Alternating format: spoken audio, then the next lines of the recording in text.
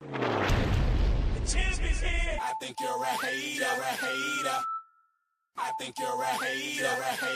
Haters everywhere we go. Haters everywhere we go. Haters everywhere we go. Where we go, haters going down for the count. Looking at the ground. I think you're a hater. I think you're a hater. Haters everywhere we go. Haters everywhere we go. Haters everywhere we go. Haters everywhere we go. Where we go, haters going down for the count.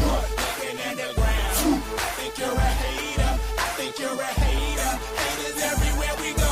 Haters everywhere we go. Haters everywhere we go. Where we go, haters going down for the count. Looking at the ground. I think you're a hater. I think you're a hater. Haters everywhere we go. Haters everywhere we go. Haters everywhere we go. Where we go. And if you was instead of hating, you be ballin' too. I know you seen us fallin' too. All the rich niggas is all my crew. Fuck it, they can't touch us. If stuck up is what you call it. Cool. Ooh, you should've seen when I came down in that. Black on black, cause it's Ghetto, haters face down on the mat. Splat, yeah, I can make a green nigga mad. Quick, fast, flash like 10 cash on this bitch ass. You can tell I'm a G by the walk in the stands. I play the game, make me talk in the stands. Watch how you talk when you talk to the man. If it ain't about bread, you talk to the head. I show you how to get rich. You got a weak arm, I'll show you how to pitch. Made so play, I'll show you by the hit. And tell the police I don't know about shit. Hey, guy, I'm fly, something like the air. Ain't that something when it's stunting, man? It's nothing like air. Homie, hold it right there. Homeboy, right there. Haters going down for the count. Looking at the ground. I think you're a hater. I think you're a hater. Haters everywhere we go. Haters everywhere we go. Haters everywhere we go. Where we go, haters going down for the count. Looking at the ground. I think you're a hater. I think you're a hater. Haters everywhere we go. Haters everywhere we go. Haters everywhere we go.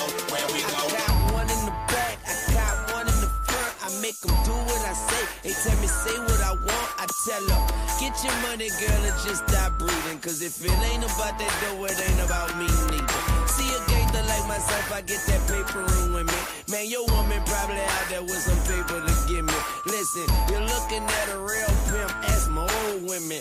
And they'll tell you no remote, I control women. I'm a whole load, put me in the game, woman. If he ain't paying, then he shouldn't be playing. I'm saying, broke dudes only make jokes funny. I make more than I can fit in this quote, honey. Unquote, come sun soak with me, ma. Fly you down here and lay you up in my beach house. Haters going down for the count. Looking at the ground. I think They want that smoke, bitch, I got it for 'em. They want that smoke, bitch, I got it for 'em. They want that smoke, you know I blow it. They call me Sunny Monster for a reason. I'm really dripping, leave a nigga bleeding. I get to squeeze and leave a nigga. They want that smoke, bitch, I got it for 'em. They want that smoke, bitch, I got it for 'em. They want that smoke, you know I blow it. They call me Sunny Monster for a reason. I'm really dripping, leave a nigga bleeding. I get to squeeze and leave a nigga bleeding. Raw Molly got me all up in demon mode. Mouth moving like I done put clean in my nose. Tryna catch me up, I can leave with some hoes. He standing straight up, watch I make him lean with this pole. Would've thought he was closed, how that heat made him fold. Thought it was a game, he won't think no more. His brain's gone, nigga. It be exciting when I get to striking. Guns sound like thunder, hit you like lightning. Fight for your life, we don't do no fighting. We really hit it, nigga. We worse than savage, they calling us Vikings. Police be riding, we still be sliding. Told you we hitters, remember the time. They want that smoke, bitch, I got it for 'em. They want that smoke, bitch, I got it for 'em. They want that smoke, you know I blow it. They call me Sunny Monster for a reason. I'm really dripping, leave a nigga bleeding. I get to squeeze and leave a nigga bleeding. They want that smoke, bitch, I got it for 'em. They want that smoke, bitch, I got it for 'em. They want that smoke, you know I blow it. They call me Sunny Monster for a reason. I'm really dripping, leave a nigga bleeding. I get to squeeze and leave a nigga bleeding. How about I leave them holding like the Bible? AR-15, that's a high-power rifle. A in the army and assassinate rivals. Break that shit down, nigga. AK or anybody kill. Hop out, keep the drilling and spilling. Stay on point, 6-2 gon' split 'em. FN, that's for any fuck nigga. You a plug, then I'm pulling up, nigga. You my lunch, eat these bullets for dinner. 5.0, eat 'em up. SK, smoke killer for show. Drum rounds and cripple ops, Draco. I got them all, you don't want no. I got all those shit, nigga. They want that smoke, bitch, I got it for 'em. They want that smoke, bitch, I got it for 'em. They want that smoke, you know I blow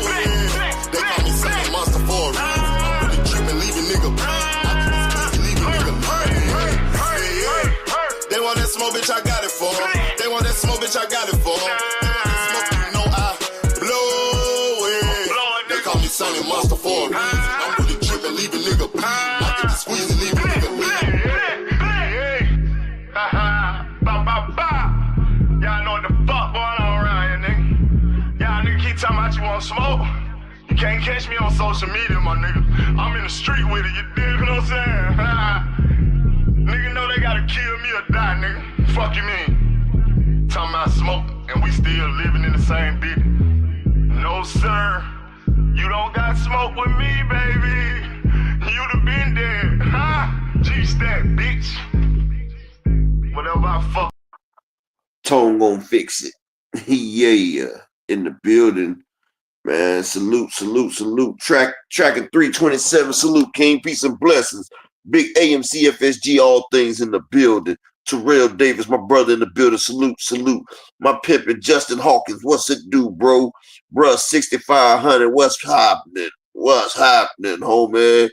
Getting lost in the script, salute, man, salute. My nigga Marquis, what it do? Light skin business, what's poppin'?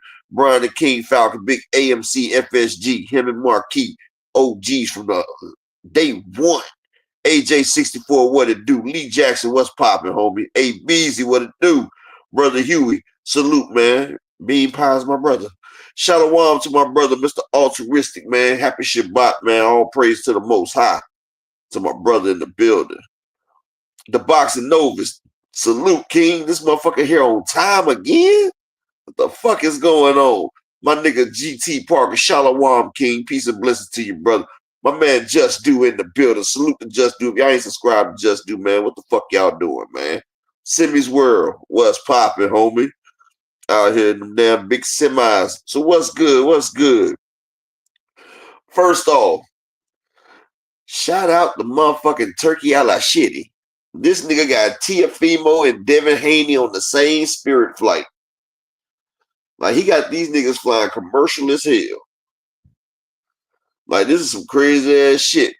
But this is what I've been trying to tell a lot of fans of Devin Haney. This is what I've been telling a lot of boxing fans that say Turkey is this, Turkey is that, he's great for boxing. What y'all don't understand, Turkey a la shitty is lining Devin Haney up. I'm telling you this now.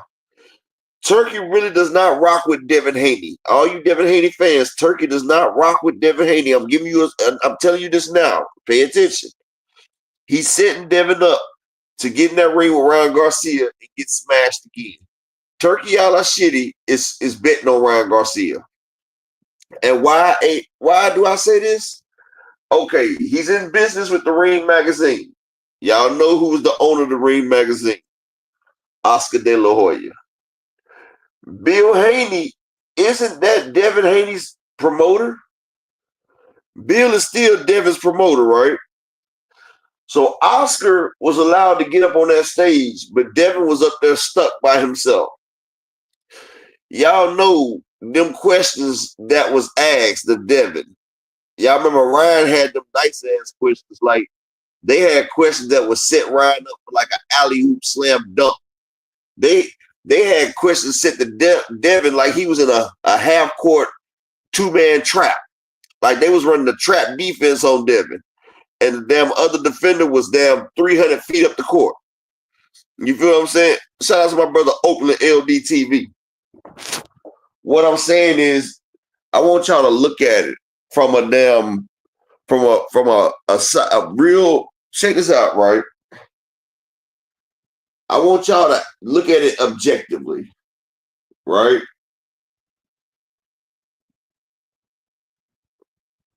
Y'all didn't see Ryan Garcia on that flight. It was just Tio and Devin, two motherfuckers that can't sell, was sitting on that damn Spirit flight. They had 12 layovers before they got back to America, bro. They had 12 motherfucking layovers before they got back to the States. But what I'm saying is, y'all see all the disrespect Devin and them getting. Turkey is allowing that shit, bro. Like, if you look the way Turkey looks at Devin and Bill, he cannot stand them, bro. He really can't. I'm being honest and I'm being objective. Look at the way Shakur Stevenson gets treated and look at the way Devin Haney gets treated. That shit is night and day. Look at the way Ryan Garcia get treated, and look at the way Devin Haney gets treated. That shit night and day.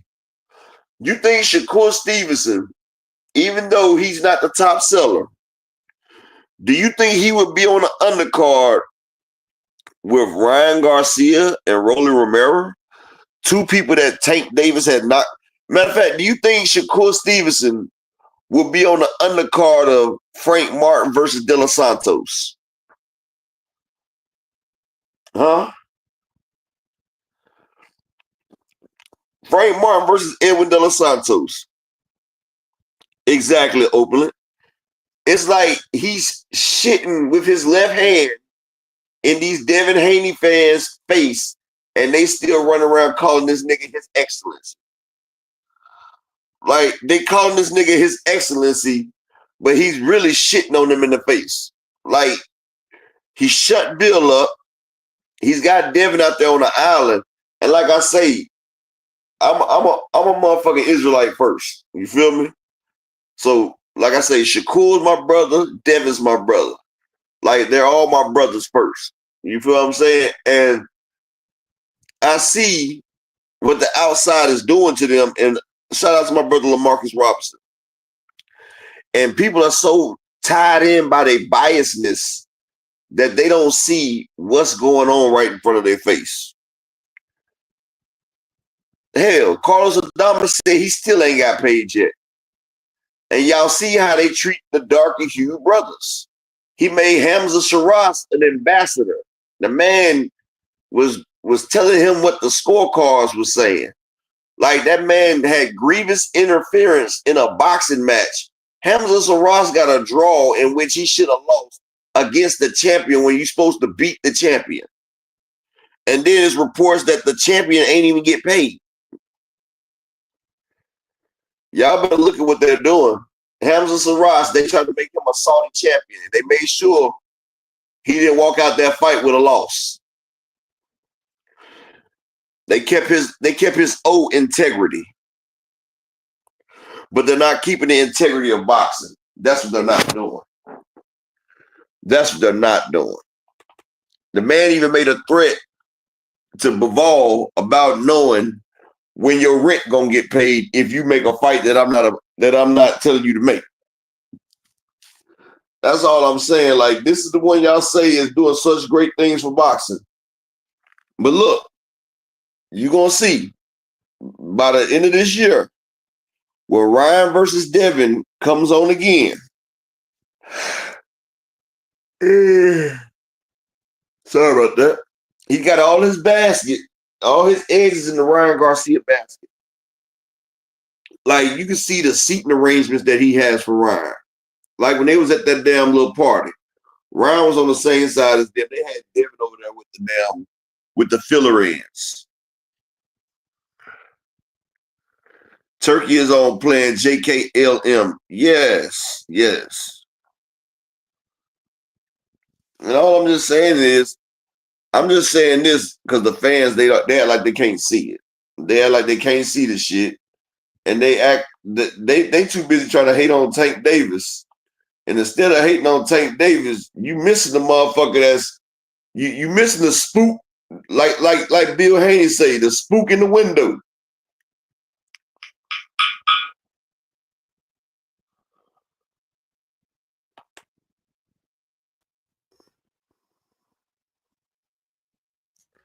The spook. Ain't that what Bill Haney said that day? The spook. They missing the spook. Malik Taylor, salute. Hold on 1 second. Let me let the doctor know I'm in the house. Hold on.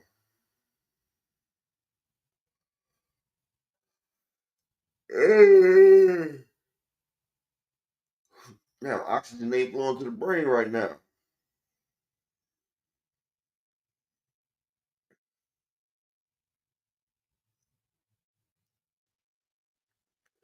And she doing her little thing today.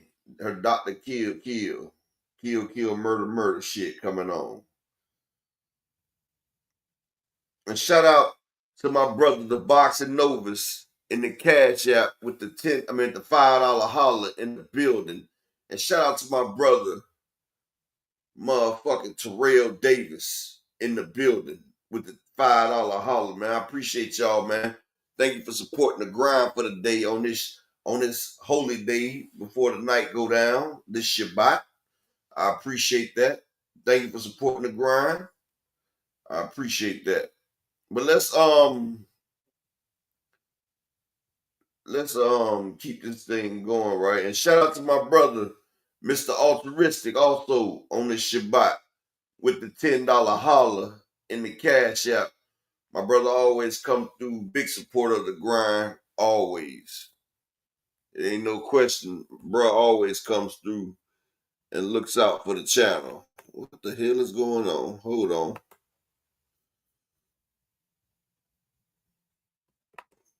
Yeah, bro always come through, look out for the channel. Appreciate you, King. Thank you for always supporting the grind, the Grizzy. But what was I about to show you? Yeah. So as bruh 6500, you say should Spence fight Thurman? Damn right he should fight Thurman. That's a big fight, him versus Thurman. It's always been a big fight. I think that fight was actually bigger than Bud Crawford financially. Everybody wanted Spence and Thurman since Thurman turned down the Spence fight for Floyd. Floyd gave him a chance to fight for his belts, and he turned it down. Floyd gave him a chance, and he turned it down. So, like I said, you got to damn be like, okay, yeah, I fucks with that. You got to, because Spence, he had the back HERL. Shit, he not the only one. Shit. Thurman, Spence needs the motherfucking tune-ups as well. You don't think Spence needs tune-ups? Spence been needing tune-ups. You feel what I'm saying? Like, Spence has been needing tune-ups. That's why I say both of them make a good fight. Like, they also said that if Thurman gets past Tim Tszyu and motherfucking down Spence, he gets past Fundora and he's looking good, then yeah, they're going to bring them both back together. And, then that will be the fight that we're missing. So we got to hope that Earl is still doing what he's got to do. And then we got to hope that motherfucking damn he comes through. And y'all know what's crazy. I'm going to let y'all hear what Lamont Roach just said. Harder fight, Tank or Shakur, for yourself, stylistically?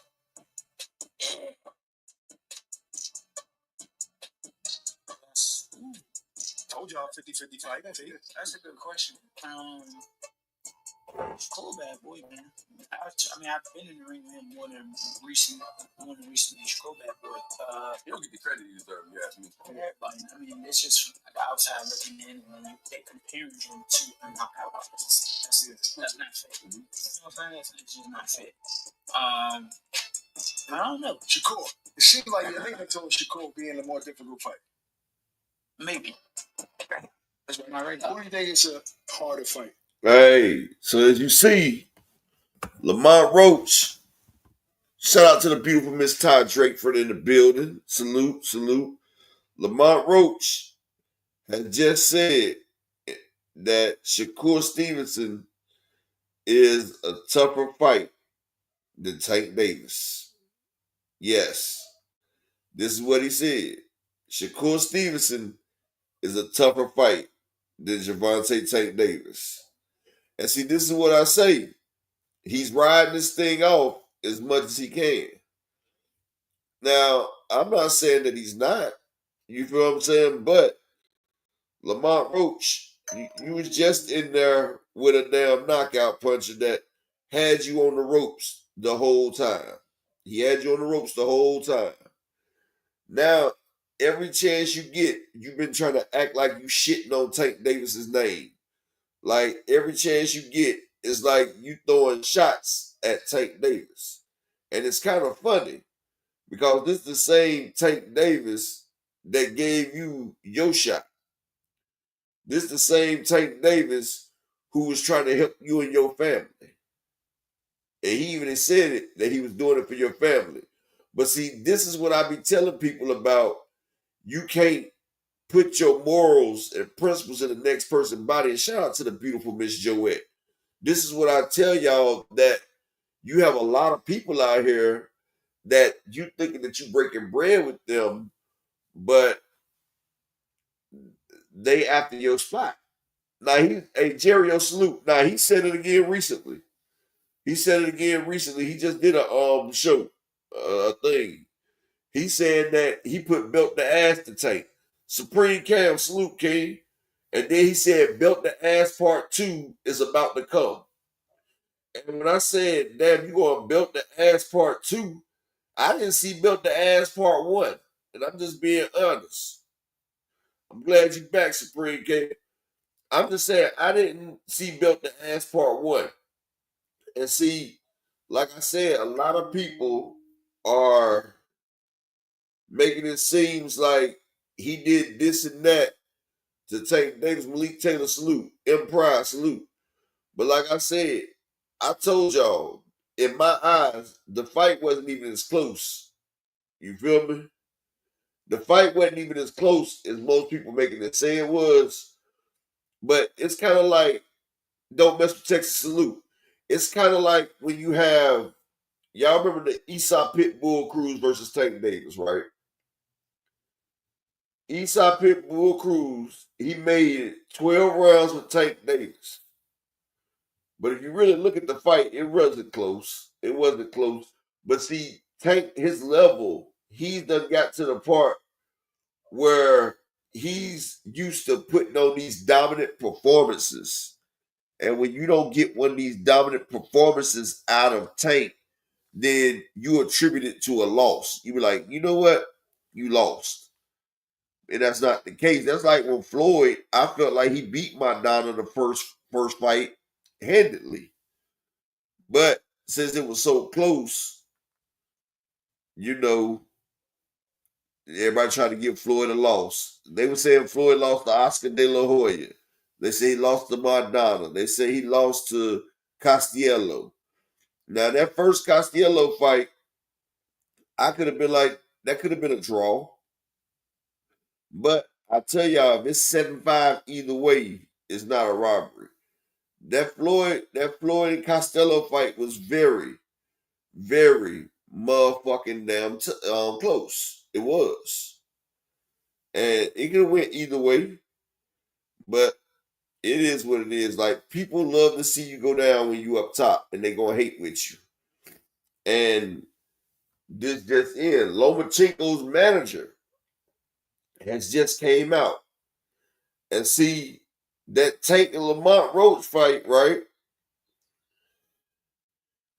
It made Lomachenko feel like, hey, maybe Tank ain't this end-all, be-all type fighter.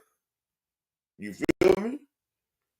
Maybe Tank ain't the juggernaut everybody says that he is. Salute Sonny Augustine.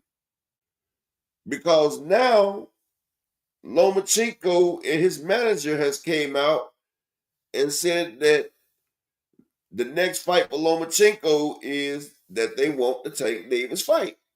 And then they was asking him, what about the Shakur Stevenson fight?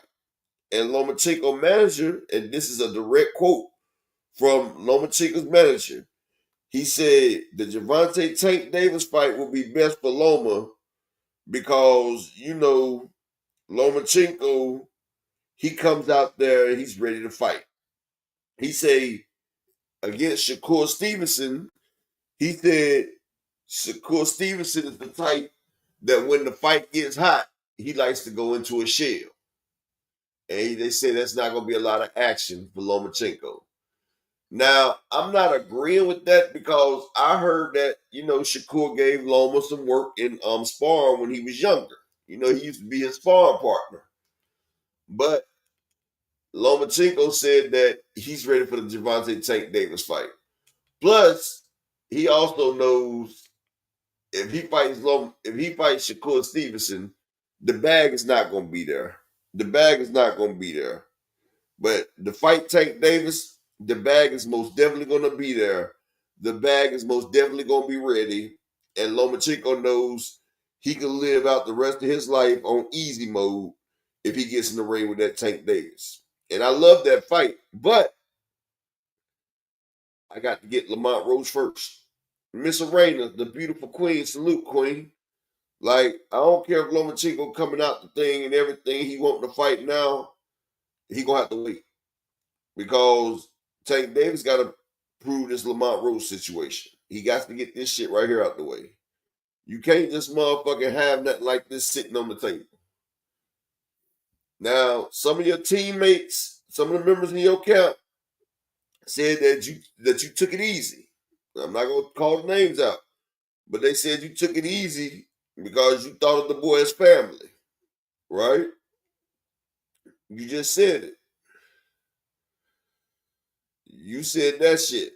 So show me how it is now that this nigga acting like y'all ain't shit. Acting like he ain't got shit to do with you. You feel me? So show me that you got that grit. Show me how you step on a motherfucker after they try to play you. So yeah.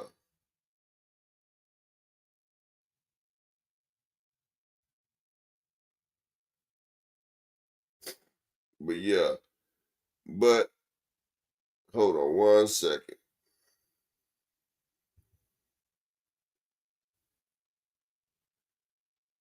Yeah. So you know you got Turkey Ala Shitty. He's trying to change it up. Now y'all understand this real quick.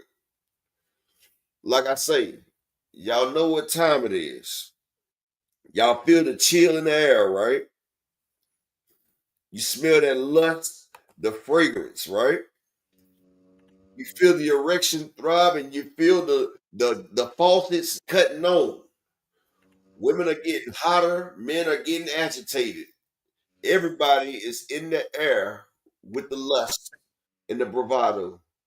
You got niggas turning on their friends, pushing each other, trying to put their checks out like Oh my peacock. God. You got women staring, mad, backbiting. They can smell the pheromones. You got rabbits in the yard humping each other. And niggas dreaming of humping. It is the What mistress the of heck? eroticism herself. Oh my God. This is the author of Misgivings and Chaos. Oh my goodness. The fuck in the fuck factory. Dr. Key. I'm so sick of you. I'm so sick of you. My goodness. Salute to I said everybody. Dr. Key. You hear me? Yeah, I can hear you. Hi. Yeah, I don't even. You know what? Hi, Upper. Hello. I don't Yes, it's great, Karen. Rabbits outside humping. If you seen the y'all, video, if y'all see the video that I saw the other day, you know what I'm talking about, man. Dr. Key, you seen that video I sent you the other day. y'all are crazy. No, Okay. you remember the video I sent you the other day, best friend? Yes. What was that? Is this guy you tripping? Tripping. Let me So just say one thing real quick. Hey yeah. man, I just seen the craziest shit on YouTube, y'all. It was two rabbits. It was a husband and a wife rabbit, right? And this is a real thing. They was running across the street and the woman rabbit got hit. And it was dead in the street. So the other rabbit didn't want to leave the rabbit side. It was sad. It didn't want to leave the rabbit side and everything. So the dude came by and he felt bad. And he was telling the dude, get out the street or you going to end up like your wife. So the rabbit still didn't want to move. So the dude felt bad for him. So he drugged the female rabbit off the street to the side of the road. So the male rabbit, he go back beside the rabbit and everything. Like he's motherfucker. He's like he feel like he about to, his wife dead. You feel bad for him. Next thing you know, that demon came out his ass, boy. I was like, what in the fuck? That shit was crazy. And Dr. Key is in the building, so I'm gonna tell y'all this, right? I'm just putting the link in the chat so you can see what I was talking about. There's the link. All right, Dr. Key. Okay, so salute to everybody. Thank you guys for joining us today. Y'all could have been here, y'all could have been anywhere in the world, but y'all are here with us, and I'm greatly, greatly appreciative of that. I want to give a special shout out. I'm dedicating my portion of the show to a few things. Number one, Stephen Curry. Salute Yeah, to Stephen Curry. Steph Curry with the shot made his 4,000 three-pointer of his career. Can he he blew get my to boy. He blew my boy Reggie Miller out the park, and I used to think Reggie Man, Miller. I love Reggie Miller, but I'm like, yo, this man cold-blooded, bruh. 4,000 career three-pointers. Congratulations to Steph Curry. Definitely goated. One of the top 10 players of all time. Hey, Emmanuel. Salute, man. Why wouldn't he be top 5? He beat LeBron, and he Well, beat all of I them. think for that one, I have to go back and look. I could have him top. I could have him like a top. I can have Like the top 3. I don't think he's top 3. Not, No, it's because you don't think about his size, but if you look at the impact, I mean, and I'm you looking know what I'm at the. saying, I if look you at look, everything. I know I'm just saying though, when people go back and they put the accolades and the impact, he's actually done more than LeBron. And Okay. Reggie Miller was my favorite player, bro, 6,500. I mean, he scored 10 points in 8 seconds against the damn Knicks, who busted their ass. But if y'all go back and look at Steph's accomplishment, because they had Paul Pierce and them arguing about it, and they was like, arguably, he's done more than LeBron. He just said the only difference is he don't have the size. But they said Steph Curry changed motherfucking basketball. And Iman Shumpert, he was sitting there talking about it on TV, right? He was sitting there talking about it. He was like they was playing against Steph Curry. He knew when they let Steph Curry and them came back, he changed the game. And like I I say he has impact. I hate the way he changed. I hate the way he changed the NBA. You feel what I'm saying? Because no, see, Dondre, you started talking before you even fucking knew it. You started talking before you even knew it. Because I was about to say that I would still take LeBron over Steph. See, you see, they're ready to goddamn swing by the bizzles and mess up. See, but I was about to say I would still take LeBron over Steph because LeBron is much bigger. Steph, he showed me he could play defense. You feel what I'm saying? But LeBron, he's sturdy. He's sturdy. Steph, the man can shoot his ass off. But if I put a motherfucking 6'10" on his ass that can lock down on his motherfucking ass, I mean, it ain't but so far you can throw that shit from. It ain't, I mean, yes, you can, but a motherfucker can't be perfect with a 3-pointer every fucking night. You feel what I'm saying? You can't be like if I put LeBron James on top of Steph Curry or a Kobe Bryant on top of Steph Curry. I don't give a fuck what Curry say. It's a mismatch. Like he gonna be having to throw that shit from the other side of the thing and the damn accuracy.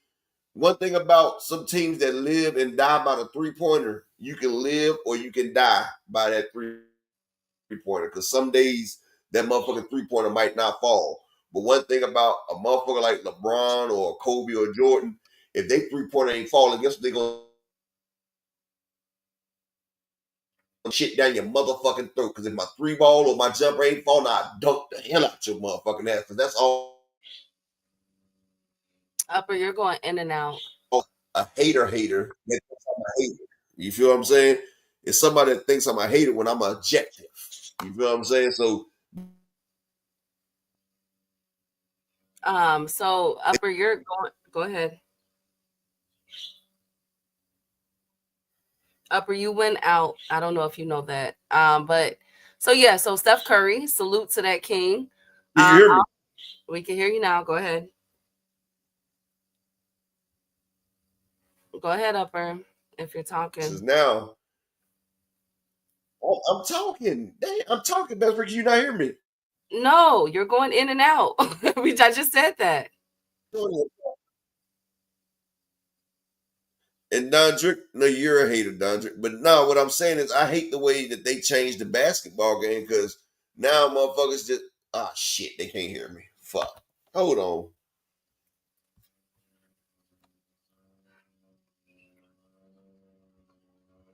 Okay, so salute to everyone. I don't want to get started until Upper finish up. Hey bruh, hey all things my right hand, salute King.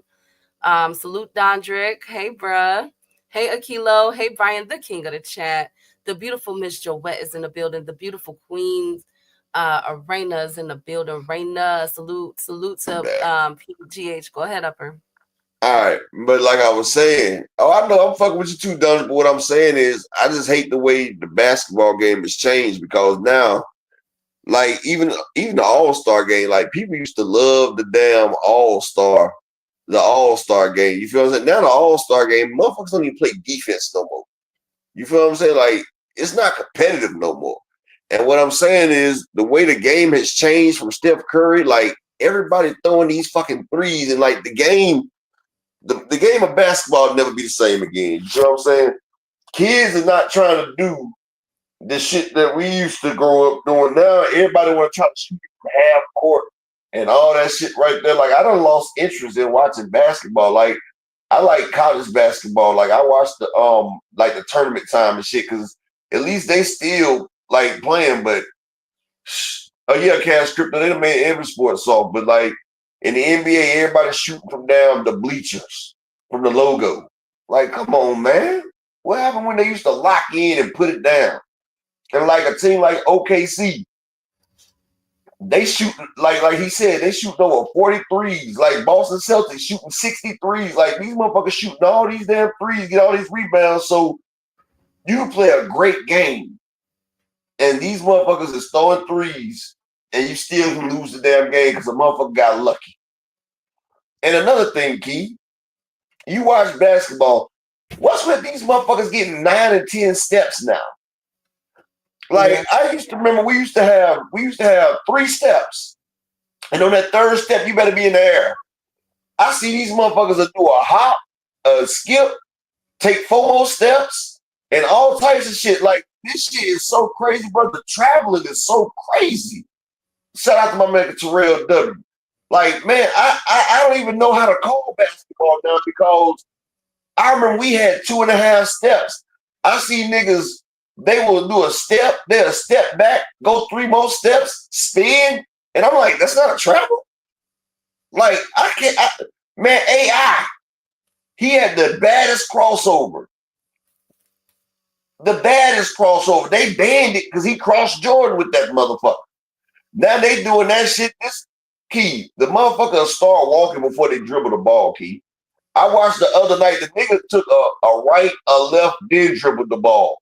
Like, I know if we took a step before we dribble, that's called a walk. That's a travel. I be watching these motherfuckers that dribble the ball. They will pick up their dribble and dribble again. And I'm like, ain't that double dribble? Without nobody touching the ball. It's like, I don't even understand the rules of basketball no more, bro. Like, I don't understand the rules of basketball, Keith. Exactly. Bruh, I seen it when Giannis went from the 3-point line to a dunk, y'all. Key, he picked up his dribble at the 3-point line when he was playing against the Cavaliers. He picked up he picked up the ball from the 3-point line and made it all the way to a dunk. I said, bro, he took 8 damn steps. And they cheered it. I'm just like, what the fuck? But go ahead, best friend. Like I done went off into a rant, but I just can't judge in the NBA basketball no more. I don't know what it is no more. Okay, so salute to everybody. Hey Malik, hey Kawhi, hey Lee. Also, I would like to give a special shout out and say rest in peace to Oliver Miller. Go ahead, Upper. No, I said the Black Mamba. Kobe. Okay. No, Go ahead, Upper. I ain't said that. I just said Kobe. No, to the big O, Oliver Miller, who just passed away 2 days ago. He was he was inducted into the Arkansas Razorbacks, and he played for the Phoenix Suns. So I want to say rest in peace to that king, and my condolences to his family. I also want to give out heartfelt prayer to the people that was on American Airlines yesterday in Denver, Colorado.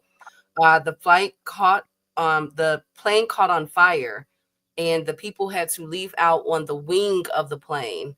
Very Damn. scary situation. So my prayers and my thoughts are with those individuals. Oliver Did Miller's they die? no, they did. There was no casualties reported, Okay, and okay. also congratulations to Steph Curry. Did you want to say anything else, Upper? Yeah. Go ahead. Dondre, rugby is a hell of a fucking sport. I've watched rugby the other day, and I'm gonna tell you right this key. I like rugby, but sometimes I be confused about that too because I be seeing them. They all be right there, and then they run with that big ass football. Then they hit each other. They pitch it. I'm trying to figure out like in rugby, like how does the downs go? And like I watch it, but I don't understand it. I see the motherfuckers be hitting, but I just don't understand how the points go. Like, you know what I'm saying? Like, I don't know how the hell that shit go, but the shit be looking good. They be hitting without pads. They be hitting without pads, but I don't know how the downs go. I be seeing them niggas hug each other in a little huddle like that. I'm like, bro, what the hell going on? I just like to see some of the hits. I just like to see some of the hits. Shout out to my man KO Box 86 in the building. But you can get started, best friend. I'm just saying, I've seen some rugby. I seen one nigga get his colon clocked. I said, he bet he wish he had a helmet on that one. Yeah. Okay. So shout out to Hey Picasso. Hey Mark and Marcus, darlings in the building. Salute King. No, I just let him talk. I'll be able to finish up once he stops. Salute to everybody that's coming through here. Hey KO, make sure you guys like, subscribe to his channel.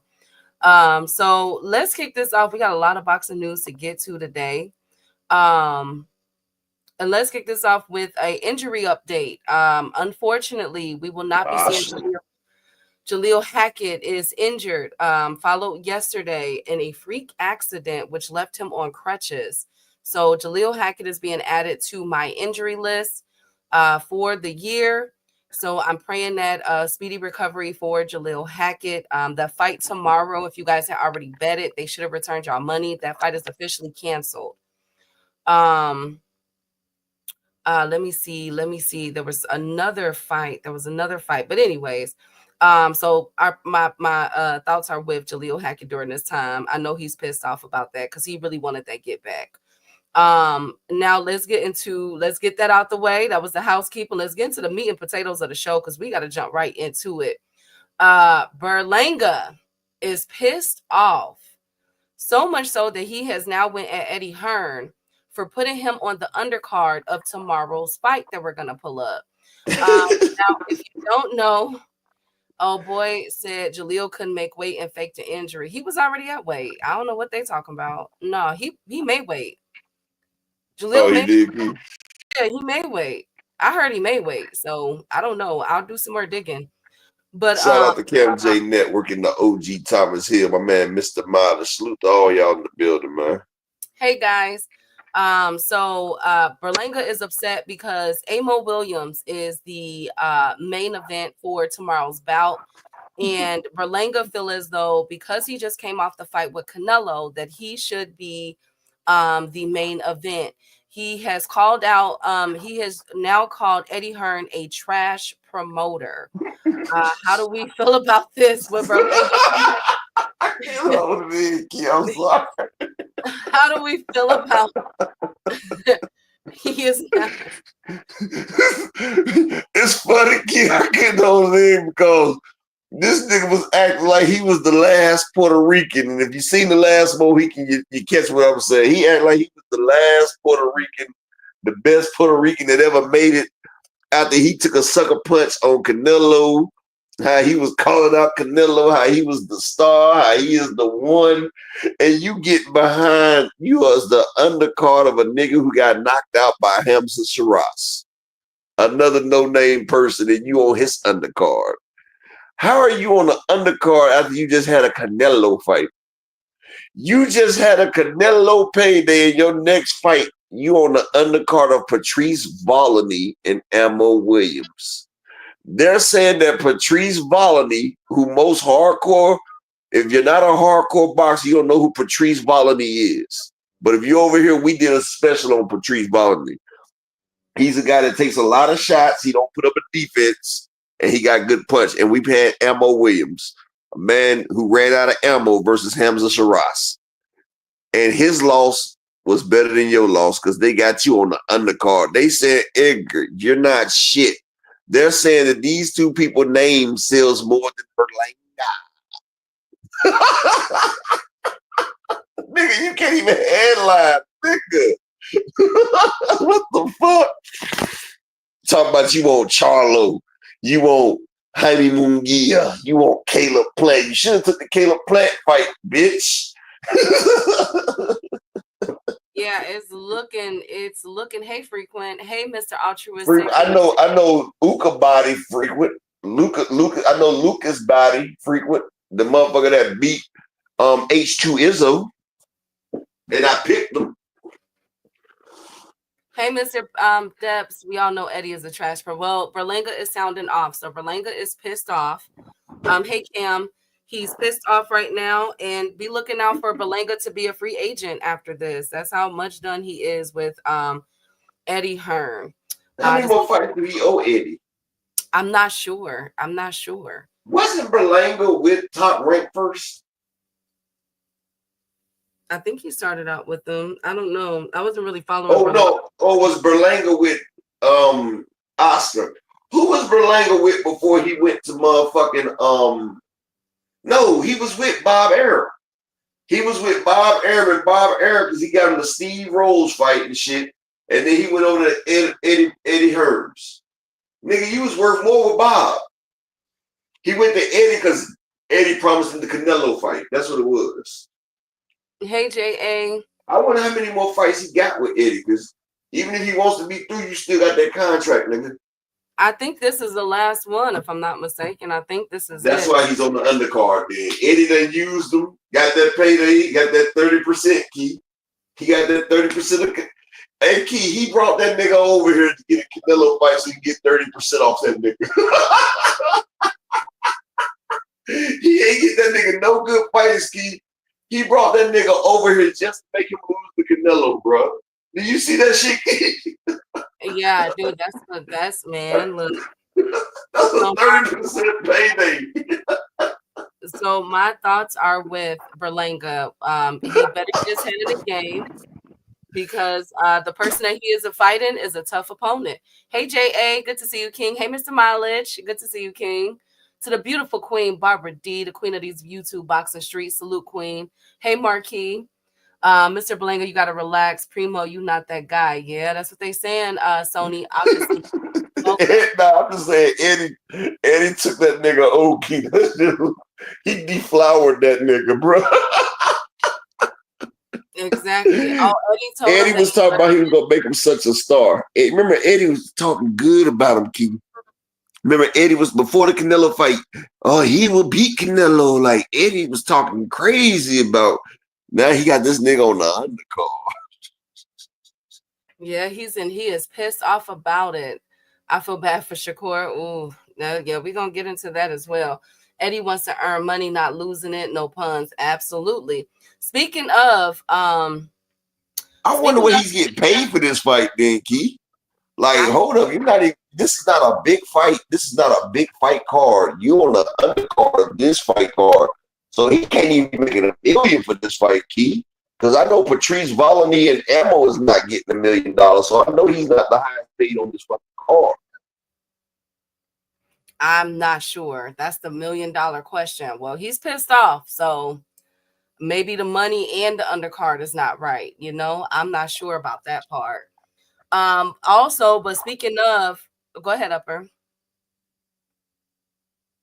Okay.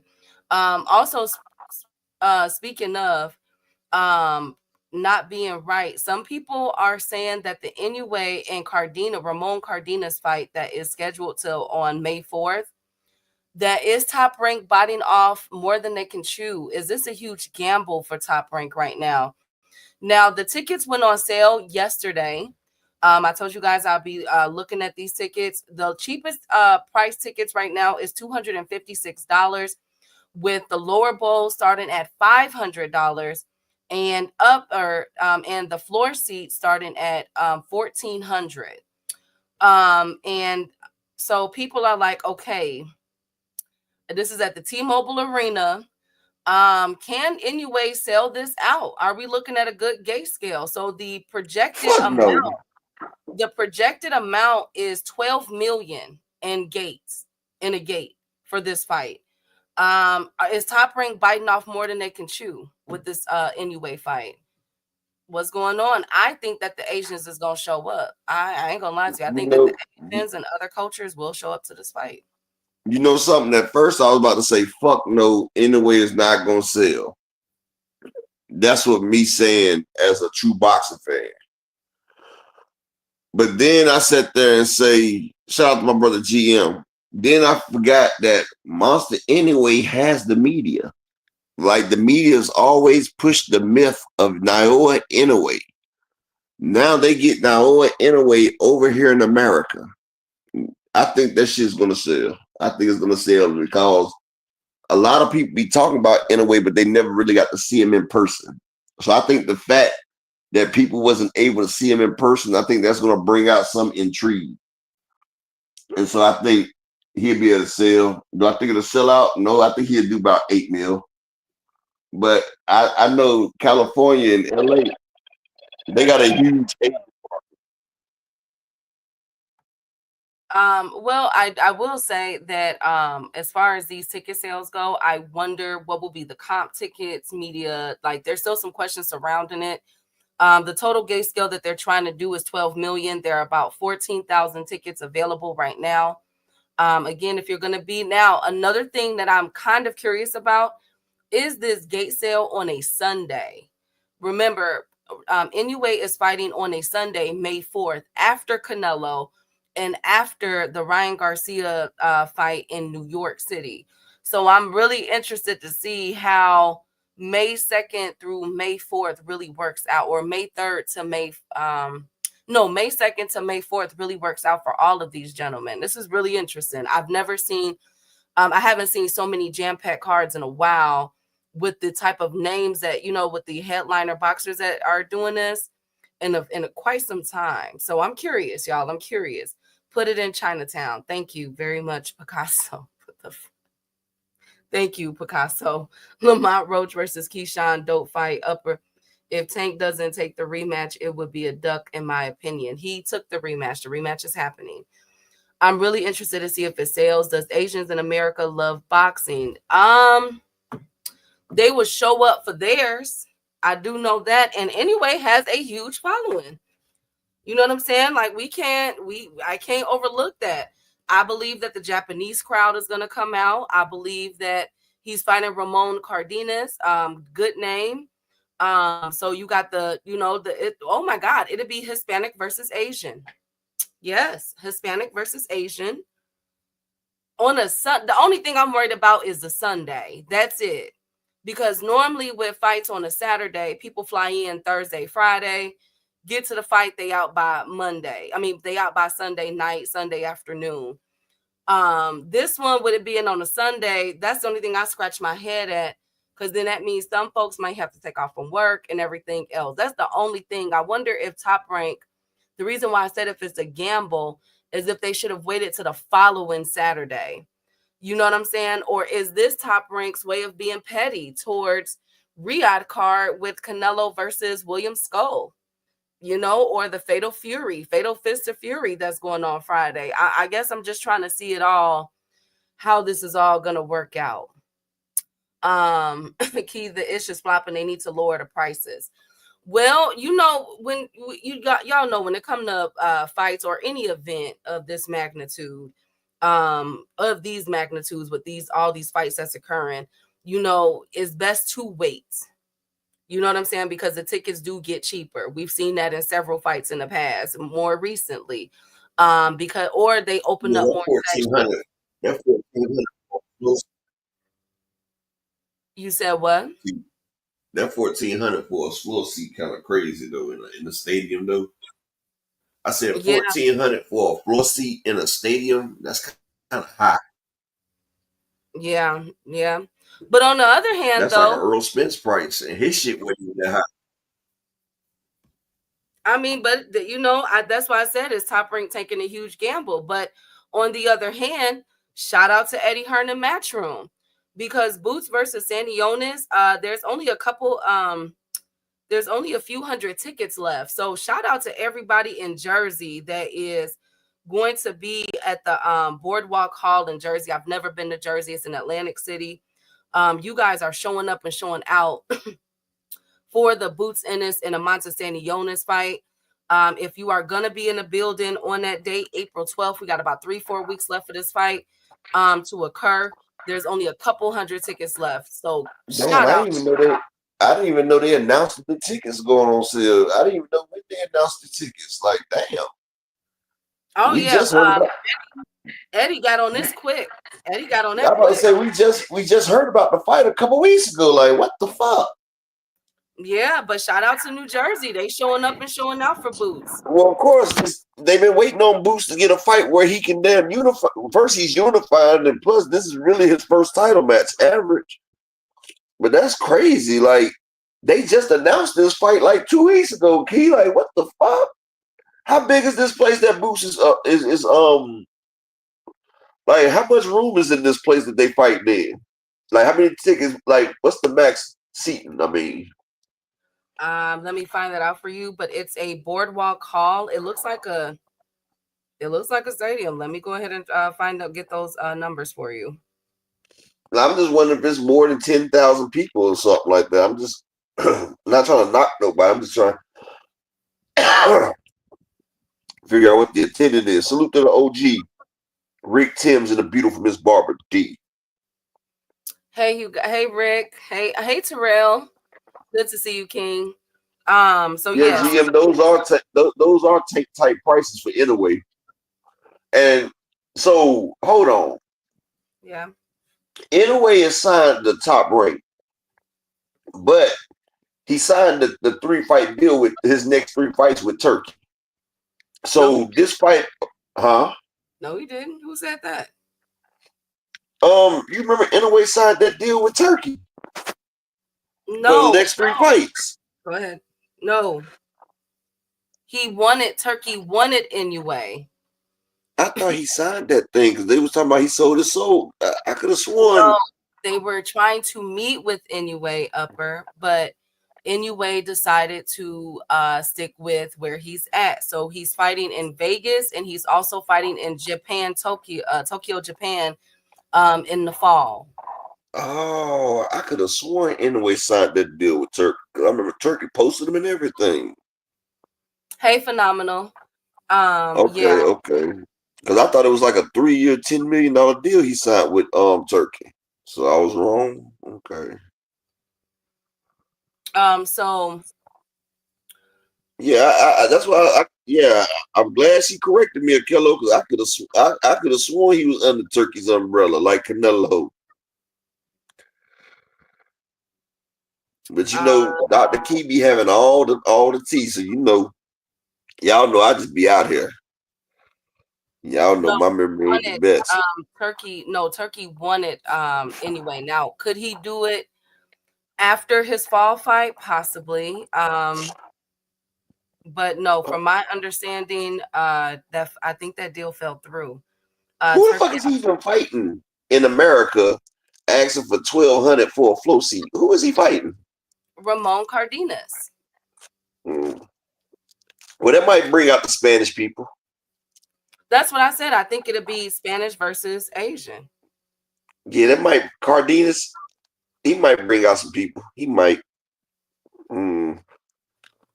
I think the main attraction will be Inoue, and they're trying to see if You know what I'm saying? He's Okay.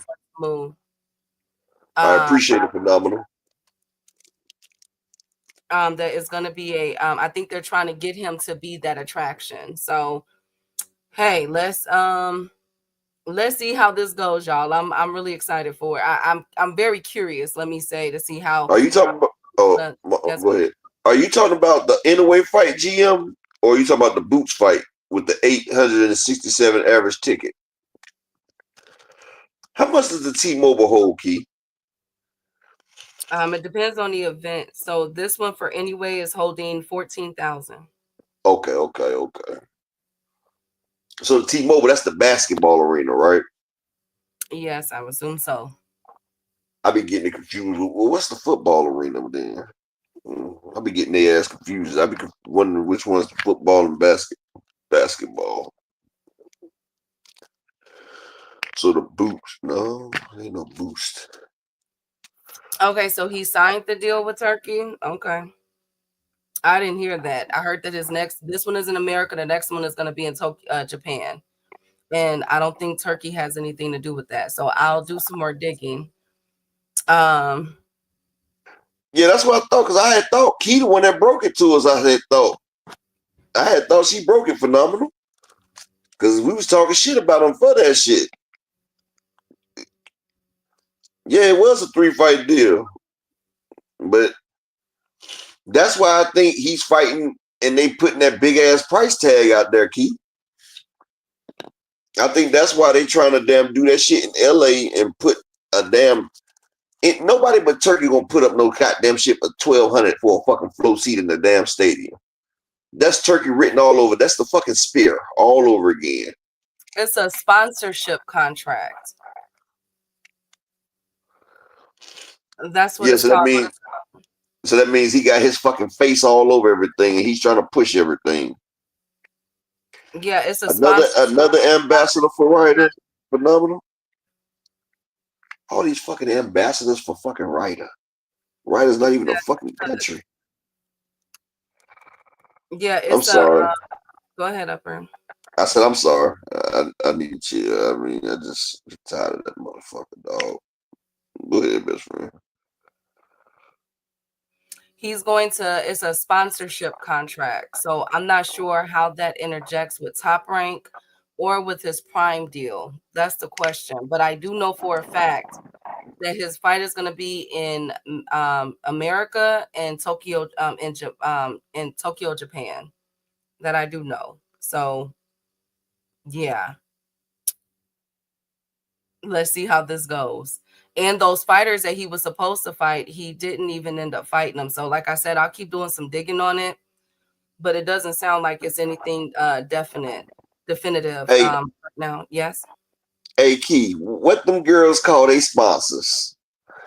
I have no idea. You don't know what girls on the street call they sponsors? No, then don't they just call them sponsors? Sugar daddies, damn it. He out here sugar daddy in these motherfuckers, dog. Yeah, well, they trying to push them. They're trying to, Turkey, upper the boots fight, 10 capacity is 10,000. Okay, so Oh, that's pretty. Go ahead. Damn, that's crazy, Key. 10,000 ain't a small venue though. But damn, there's only a couple hundred left. Shout out to Boots, man. Shit. Go ahead, Yeah, Key. Shout out. yeah. So Boots is on his third sellout, back to back. Very proud of him, getting his name out there. So I'm very proud of him. But moving on. Speaking of, is it too much going on? Oscar De La Hoya has promised that he is going to cut the chase on Dana White. He put out a video yesterday talking about his clapback Thursday, in which he verbally assaulted Dana White, calling him all kind of names, and he referenced Dana White as the wife beater. So shots are officially fired with Dana White and Oscar De La Hoya. Oscar is definitely not happy about what is going on with Dana White in the TKO series. But I will say that Oscar looks good. He had his sweater unzipped, eyes was back zooted up. So Oscar is back to Oscar, and of course he was sitting in his private jet, all cream colors, sitting pretty. Okay, shout out Did to not did not tell y'all that Oscar is back okay yesterday the other day, Key? Did I tell you he's gonna be back zooted and booted? Did I tell you Oscar is back in a good place now? When he realized that when that article that you read came out from the motherfucking the ABC, did not tell you Oscar had a smile like the Grinch on his face? Like, yeah, it's all good now. Oscar is back in the building. He is happy. And I said something the other day when I was sitting there talking about Joe Rogan. I was like, this old wife beating person. So shout out to Oscar who watches Dr. Key and Apex the God, because he took one of our talking points. He took the talking point when we talk about how Joe Rogan, he ain't doing nothing but beating on women. Oscar brought it up here. Oscar back ready, y'all. He's back ready. He had his cocaine white suit on the show. He's back. Hi, J.A. Hey, Oh, 90s. wow. Berlanga Miss Wade? Oh, come on, Berlanga. How you talking all this stuff and you didn't come? Was that on purpose? Of course it was. Oh, come on, Berlanga. Now you done already just cursed out Eddie. You thought he was gonna make weight beat on the other court? That was a fuck you, Eddie.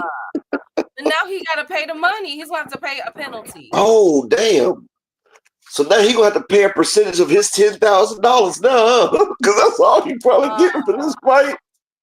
Oh, come on, Berlanga. I be trying for you. I really do. Good God Almighty. She do, because I can't stand your punk ass. But keep me trying like this. You just making her look bad, you punk motherfucker. How you miss weight? How you miss weight before you go at Eddie Hearn? Like, why would you do that? That looks so intentional. Speaking of intentional, Dana White has now Oscar Upper cussed him out after Dana White put out what his ambitions are for TKO.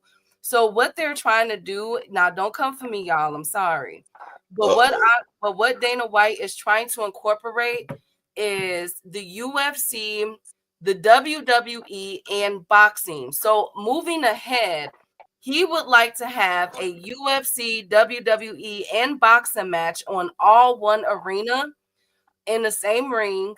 So it'll be like a spectacle fight. So 1 minute we're getting a fight, then the next minute is WWE, and then the next minute is boxing. How do we like this? Oh, so they're gonna turn it into the fake shit that wrestling used to be, right? So it's gonna really be an entertainment sport, basically. They're gonna turn this shit into entertainment for real. Yes. That's what they're gonna do. Yes. So we're gonna have scripted boxing matches. What the fuck?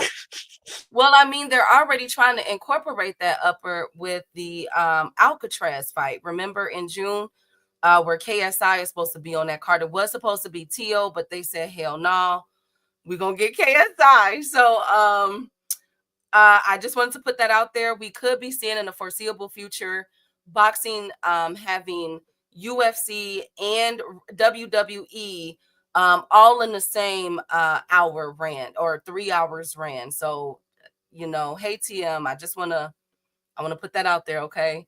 I get it. I thank Jake Paul. I don't think Jake didn't do all of this now. He ain't do all of this, but Dana probably saw that money that Jake Paul was making and was like, you know what? Let me throw UFC up in there too. I wouldn't be surprised. Lord have mercy. This is getting crazy. UFC has been falling off, so you know he trying to revitalize the damn UFC, and wrestling ain't been at the top of his sport now. It's kind of smart when you think about it, because you're getting all the fans, like you're getting the wrestling fans, you're getting the UFC fans, and you're trying to get the boxing fans all under one roof. So if you do like a pay-per-view, then you got a chance to reach a whole broader audience, right? But if they make wrestling real and let motherfuckers really get thrown off the fucking top rope and motherfuckers really get the earth body drop for real, Key, then I don't think they would have a problem. What do you think, best friend? I have a problem. No, these are three separate 3 separate fighting entities. The ABC came out the other day. I read y'all the report. They say they are not commissioning those as real fights. I stand with the ABC. Period. I stand with the Association of Boxing Commission. I stand with them. UFC, MMA. Matter of fact, it would make sense for the MMA and the UFC to do something with the WWE, not boxing. Exactly. Now you're catching on. But their fans have been going down. And then you got people like Dondrick and them that like to watch the UFC too. So this would be great for Dondrick. He can watch it all at one spot. Shots fired. It's called joint promotions, people. I get what it's called, but I don't see it being from a logistics standpoint, right? So what you will see which one is tuning in, how many, the amount of audience that's tuning in to which segment. So UFC goes on from 7 to 8 p.m. I don't know. I've never seen a UFC match. But let's say they can get 2 to 3 fighters in there. And then you look at how many people was watching that. Then you look at WWE. So you have whatever wrestlers. Is Mankind them still wrestling? Is my boy Triple H? Man, he's 87 years old. You know he's not big fully wrestling no damn. Is Triple H still out there? What about Kurt Angle? Where my boys at? They still wrestling? Man, Hunter Hearst Helmsley's like 72. Well, okay. Well, whatever wrestlers is popular right now. B Street. The new wrestlers is B Street, Big Booty Judy, Loose Time Magoose, Fred Wanna Drop Dead, and then you got Tyrone Get It Known, and you got Hot Tua Annie. That's the new wrestlers. Okay, so get Drew. Oh, they said Triple H runs that shit now. Oh shit. Oh, okay. Well, I didn't know you. I haven't watched wrestling since back then, so I'm like, okay, is my boy still there? What about Lita? Is Lita still wrestling? Bam Bam Bigelow's. Okay, Cash Crypto, Junkyard Dog, Hacksaw Jim Duggan, Jake the Snake Roberts, Radish and Rick Rudes. Let's bring them all back. Fuck it, Keith. Well, look, all I'm saying is I don't know who the wrestlers are, but okay, you have them from like 8 to 9. You look at who's watching. You know what I'm saying? And then boxing from 9 to 10. Look at who's watching and see which one had the bigger audience. You see, like I don't know how they're gonna split that. I just don't know. He said the new wrestlers got BBLs. He said what? The new wrestlers got BBLs. They got BBLs, really? The men too. But that's a disservice, Desmond. Salute to Desmond. If WWE is the main event, because in my eyes, boxing is the main event over wrestling. Exactly. Like it's the boxing, the wrestling, the UFC. Like Dana White, he has a vested interest in UFC. So he's gonna want the UFC to show more on TKO because he can still put his UFC shit on as well. And he can use TKO to promote his UFC and shit. You feel what I'm saying? So like Dana's always been like a little snake any fucking way. He's always had vested interests. And we see the video of him beating the shit out of his wife, like beat the dog shit out of her. Like, okay, thank you. I mean, he boxed that motherfucker up. Thank you. And y'all make sure y'all smack the Cash App and the PayPal. Support the grind, people. Support the grind. Man, he beat her ass, Key. Thank you, Upper. Thank you so much for that visual. Desmond, he has no boxers on TKO. They're starting the boxing Grand Prix of over 100 fighters from around the world, mostly from like Ukraine, UK, of course, South America, and they're going to go through this this fighting Grand Prix basically. And whoever makes it up out of there for those weight classes, I guess will be implemented into the TKO. And all of those fighters are amateurs. So I guess they're looking to build them up, which from my understanding, Dana White has never built up any of his UFC fighters. So I'm not sure how this is going to go, y'all. I have no idea. But yeah. I liked Bret Hart. That was my boy too. I liked Randy Savage, Barbara D. Gold Dust. I hope it wasn't Gold Dust. Key still think the Iron Sheik. No, I know the Iron Sheik is retired, but I'm just like, okay, is like what happened to the Rock now? You know what I'm saying? Like that's who I like. Stone Cold, no, Stone Cold gone The Rock too. in movies. The Rock is in movies right now.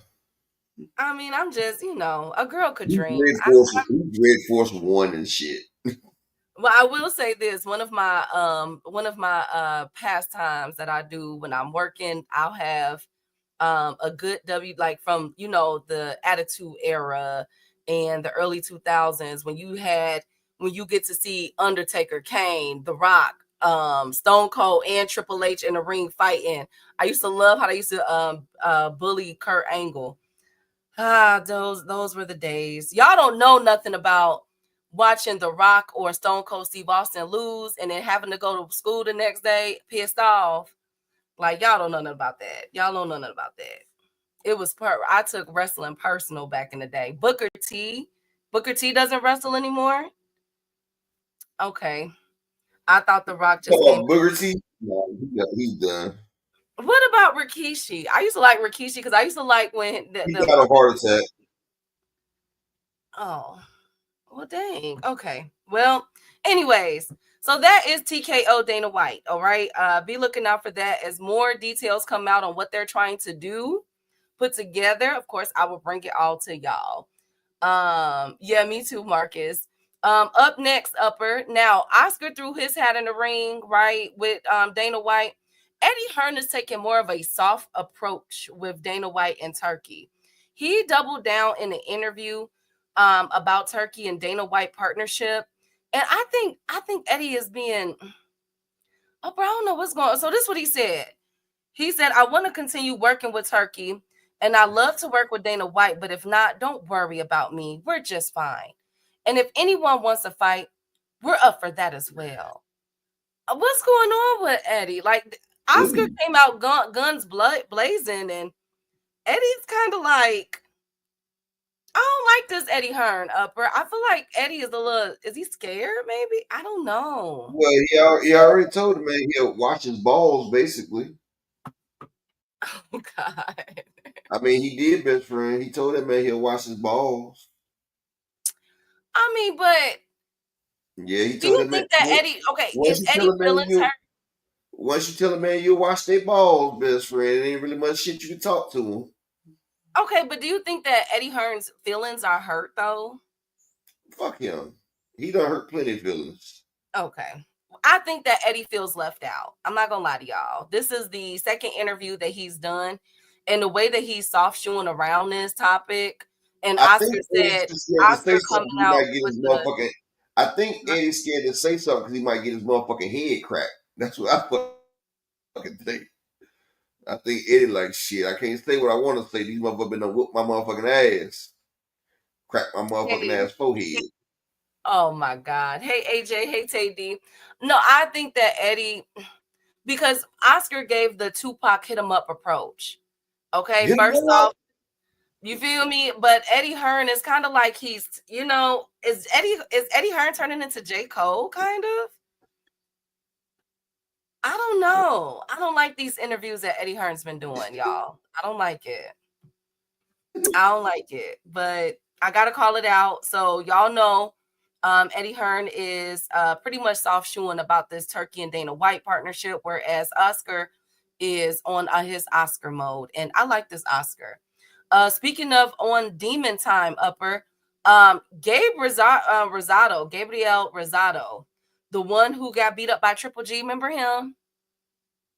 Gabe Rosado, chat and Upper, Yeah. y'all remember him? Him and Devin had back and forth. It had a back and forth, and I think Devin kind of won the exchange. I ain't gonna lie. So Gabe Rosado was questioning Devin's chin, and Devin Haney said, well, I shouldn't, Devin Haney said, champ, well, I shouldn't call you that because you was never a champion. Your claim to fame was getting beat to a bloodbath with Triple G at 26. You couldn't hold my gym bags. I've won more titles and Well, he made did. 50 times. He gave Beck the Bully his first loss. He said, "What I've made 50 times in what you've made in your career.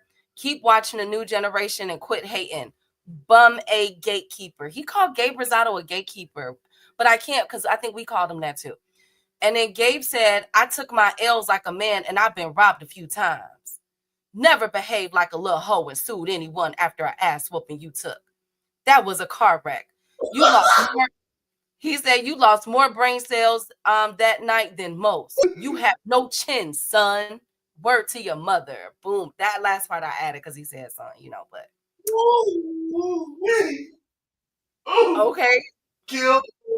He killed. I mean, but he did Devin Haney to come back at him. He said, "You got 17 loss. And I want him to fight one of my fighters if he's interested." So Devin is kind of like trying to son Gabe Rosado, but Gabe Rosado said that what Devin went through was a train wreck and that he ain't never did no hoe-ish like sue somebody. Anybody got anything to say? Exactly. That's facts though. He not lying. He's not lying. Like he's not lying, people. He did not do what Devin did. He did not call the Johnny Law on nobody. He didn't do that. So he got you on that one, Devin. You literally called the law, man. Like you called the law on the man. Like you literally called the law, Devin. Devin. You called the law, Devin. It's not even Devin. When you call the law, your name is Devin. Devin called the law, Key. I know. Devin called the law, Key. Devin called him. He called the damn law, Key. He called the law. Hey, Slogan. Thank you, Upper. Thank you. Hey, Slogan. I mean, well, I thought it was a very interesting back and forth, but you know what they say, you got to back it up in the ring. So Devin has a test coming up. They calling him a world beater right now. With fighter Ramirez and Gabe Rosado. I don't know if we want to see Gabe return. Huh? I said world beater my ass. Well, let's see. Let's see, y'all. Let's see. I have faith in that. I think Devin is trying to come back and wreck some stuff. And y'all hit the Cash App and the PayPal. Can I get a couple people to support the grind for the day? Support the grind for the day. Can we get somebody in the Cash App and the PayPal to support the motherfucking grind, people? Because Devin's a motherfucking world beater. So support the grind, people. Thank you, Upper. Speaking of world beater. His dick beat off. Oh my God. Thank you, Upper. Speaking of world beater, George Kambosos, Upper. Are we believing this? This nigga. They're reporting that George Kambosos is a big attraction in Australia. His upcoming fight is it next week? Yes, it's next. Dang, the 22nd is next week. That's so crazy. Total gate and revenue will be close to 32 million that he's made in his past three events in Australia. But when this news came out, and I hate to do this, but I promised y'all I would, Upper. I told y'all that the person I was hearing, I told y'all this a week ago, that the person I was hearing, although Matias became Africa's mandatory, the person I was hearing being lined up for Africa was George Kambosos. And I can officially confirm that if Kambosos beat this opponent next week, we will get Africa versus George Kambosos. Do I gotta cook them? I said this, right? I'll do it, best friend. I will get the burners going. I will start the roof for it, okay? Okay. Give me 1 second. Let me switch this device off and turn on the other one so y'all can hear me good. Oh God, how does he keep getting shot? I don't know, because Eddie, they all do it. Building. Shout out. I said I'm about to do it. I'm about to get the roof started now. Shout out to everybody in the chat. Salute, people. First off, Tay D, salute my brother. How you been? Tio ain't gonna fight the Barbosa winner because Tio is going up to welterweight his next fight, win or lose, TD. He's already announced that. That's number one. Number two, shout out for everybody that's in the building. Hit the like button if you can. And if you can, please donate to the PayPal or the Cash App. It will be truly appreciated. Now it's time for me to put my Chef Boyard Apex hat on. I've said this over and I said it over again. Even Southpaw used what I said when I say George Kambosos hasn't won a fight since he beat Teofimo. He got his ass whooped twice by Devin, 24 fucking rounds. Then he got 12 rounds of beating by motherfucking my nigga, Maxie Hughes. Maxie Hughes beat him 11-1, 10-2. So he got beat 24 rounds by Devin and another 10 rounds by Maxie Hughes. That's 34 rounds of getting pounded on. He was getting ground and pound. Then Loma beat him for like 9 rounds and stopped him. So George Kambosos has got his ass whooped for 42 consecutive rounds. 42 consecutive rounds of getting pound town. He's been getting pound town like Sexy Red for 42 rounds. And he still gets a fight. And it reminds me of a Gabe Rosado. Like a motherfucker that can take an ass whooping well keeps getting other fights. But then you get fighters like Spence or somebody that everybody see them get a loss and people don't want to see it no more. And this is the hypocrisy because when we see Massa get in there and get his ass whooped, well, he tried. They was giving George Kambosos props on Twitter for his resume. Say he has one of the best resumes at light heavyweight. They was clowning Tank, and this motherfucker even clowned Tank. Told Tank he was a coward and that his resume was 10 times better than Tank. And the fans, his punk ass fans, and these delusional ass fanboys, these inclusive ass people who give out participation trophies, the ones that will give a team that is 2-8 a trophy for football. When I play football, if you're not first, second, or third, you don't get no fucking trophy. And motherfuckers is having to make everybody play in the game. I knew the shit was bad when we have a football team and then they come by with the list and they telling us that some of us have to sit out the game because we have 12 players that haven't played a play in the game. They ain't played a play in the game because they suck. Back in my day, if you sucked, you didn't get in. But when my son didn't play now, and I was coaching, I had to put these boot-licking ass motherfuckers in there that was shit. Everybody wants their child to be good. Everybody wants their child to be great. But people can't understand, bitch, your child sucks. Sir, your child is not shit. What did you expect? You are not shit. And Kambosos is not shit. And his fans are not shit. And they keep pushing this non-shit on us. And it's crazy because the corporate media keeps pushing him out there. He has a face that's aesthetically pleasing to the masses because, hey, he got a miracle with Tio. He might make lightning strike again. No, it won't. You have a better chance of growing an 8-inch penis than that man beating another prominent fighter, bro. It's not going to fucking happen. No, it's not. This man has continued to get his ass whooped. He can't defend to the left. Maxie Hughes put on a masterclass clinic. Then they robbed the man for his belt, had him fight a unification match against Lomachenko, and tried to make it like it was a big-ass fight when this man came off of 3 straight losses, and him and Lomachenko are fighting for 2 fucking belts. And then a motherfucker have the nerve to say they're mad because Gary Antoine Russell lost 1 fight and then he's fighting for another fucking belt? Are you fucking serious, people? It was a person in this chat room that got mad because Antoine Russell got a chance to fight El Rayo for the championship belt because he lost to Puello. But they wasn't mad that this man sat there and robbed Maxie Hughes for his belt and got to fight for Lomachenko for 2 belts after losing 3 straight fights. After Lomachenko, him and Lomachenko was fighting for the IBF and the IBO belt. Both of them coming off losses. Loma had just got beat by Devin.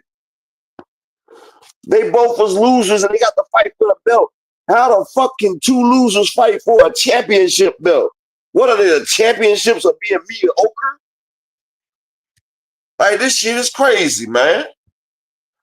This shit is fucking crazy, but I'm gonna digress to my partner. I think she trying to put a little salt and Sasson Goyo on this shit. Okay, and salute to that dude named Dave. Hey, Dave. Okay. Hey, I don't even know if I said hello to J.A. Dixon. I'm sorry if I didn't. And to the beautiful queen, DZ Sanchez. Here's my thing. I get it. I get why they gonna move because obviously shout out DZ Sanchez too. Go ahead. I read that number off for a reason because for some odd reason in Australia, Kambosos sells. Okay, he sells. But this is a good card that he has. He got Sky New. He got a couple people on his card next week. But here's what I don't understand. And this is why I said, like, y'all know I got Africa pound for pound on my pound for pound list.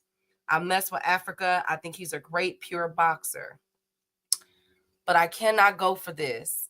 Matias, you were Matias Mando last year. You avoided it. Matias just knocked out someone in an impressive fashion. He worked himself back up 2 fights. 2 to get back into position. And you are now calling out Kambosos Africa. You got to give me something. Like, you cannot fight Kambosos. Out of all the people, not Kambosos, fight Matias Africa. Why don't you want to fight Matias? Matias just won. He's your Mando. Kambosos has a fight coming up next week. Come on, bruh. Now, I'm hearing that Africa and Kambosos could potentially happen in the summertime, upper, probably in like July sometime. They're trying to make this fight. Africa, if you go to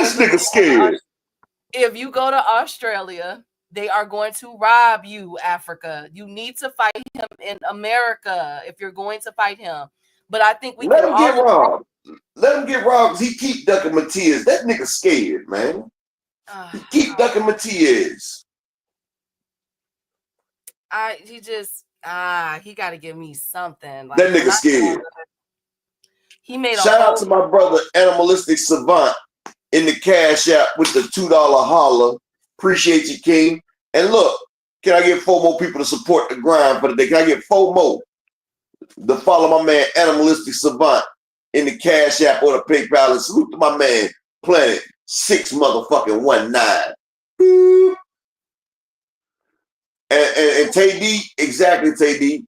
Africa basically admitted he didn't want to smoke with Matias. Yeah, he did. Because he had a chance to fight Matias for Matias' belt. And he didn't want it. And then as soon as Perro won, he was like, hey, Perro, now that we got that bully out the way, how about me and you mix it up? Now that we done got Matias out the way, we got him, boss. We got him out the way. Look, he acted like they did that shit together. Key, like, we got him, Perro. We got that nigga out the way. Now how about me and you dance? Like, nigga, it ain't no we. Nigga, I did that shit. You right, Dondre. You right. So yeah, I can't. He say a man who knows his limits is a smart man. I wouldn't want a concussion either. Well, I can't argue with that. Africa knows his limits. So can we really argue with that, Key? He never said that he'd beat Matias, and he's staying the fuck away from him. So, hey, can we honestly get mad at that, Key? He never said he could beat Matias. He never said he won't Matias, and he's staying the fuck away from him. Can we honestly be mad at that man for knowing his limits, Key? Yes. Absolutely. Because I was clamoring for this fight. I was saying I knew the Tio fight wasn't going to go through because I knew Tio didn't want that smoke with Africa. So when those deals fell through, I knew why. Because if Tio ain't going to get in the ring with Brian Norman Jr., he dang for sure ain't finna get in the ring with Africa. I knew that wasn't happening. So can we call him either Botswana or Somalia? What's his new name? We're going to call him Bots. We just not going to call him Africa now because he's not the whole country of Africa. We're going to call him Botswana. Or how about Botfly Llama? That's what I'm going to call him, Botfly Llama. Botfly Larva Botswana. That's his name. I gotta. Hey, Banks, good to see you, King. Hold on. I'm gonna let Dr. Key read that, So, Tasty. so if he was ducking in a roundabout way, I'd be mad. But he isn't hiding the fact he don't want smoke with him. I don't want any fight where the fighter is scared. True. That's true, Key. Key, No, Key, that is true. precedence. No, this is setting a precedence. My boy, look, let me tell y'all something. I chose Matias to win last year against Perro. He got outboxed, okay? Did not have a good game plan. Everybody was writing Matias off except for us over here. And we were like, Matias finna destroy stuff. He came back and did just exactly that. Won them and got put back into position to get his belt. And Matias has been standing on business saying, I want my belt back. Has he not? Yeah. Has But Key, he not? do you want to see a scared nigga fight though, Key? No, yes. Because you knew what you were doing. No, he knew what he was doing. Africa knew he got that belt. He should have dropped it. or been reaching out for unifications. Do you okay? Look at this. Look at this. We got Gary Antoine Russell, Africa. Who else is Gary Antoine Russell, Africa? Alberto Puello and Teofimo. He can't get Teofimo. Okay, but there's 3 other champions. One just got crowned last week. Come on, Africa. Matter of fact, get in there with Andy Hirakawa. Why nobody wants to fight Andy Hirakawa? Why? Like, come on. I don't think Africa will fight Gary either. You know what? Well, damn it, it's time to get off. Look, Africa, you still my pat. You know, you still my boy. Think you one of the best skilled boxers in the game. But I need to see you in there with somebody. Come on, y'all. Other than out of all the people, George Kambosos. Come on. How can I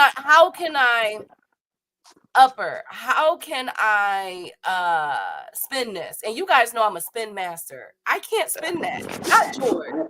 Why try to spend it? Let's just keep it real today.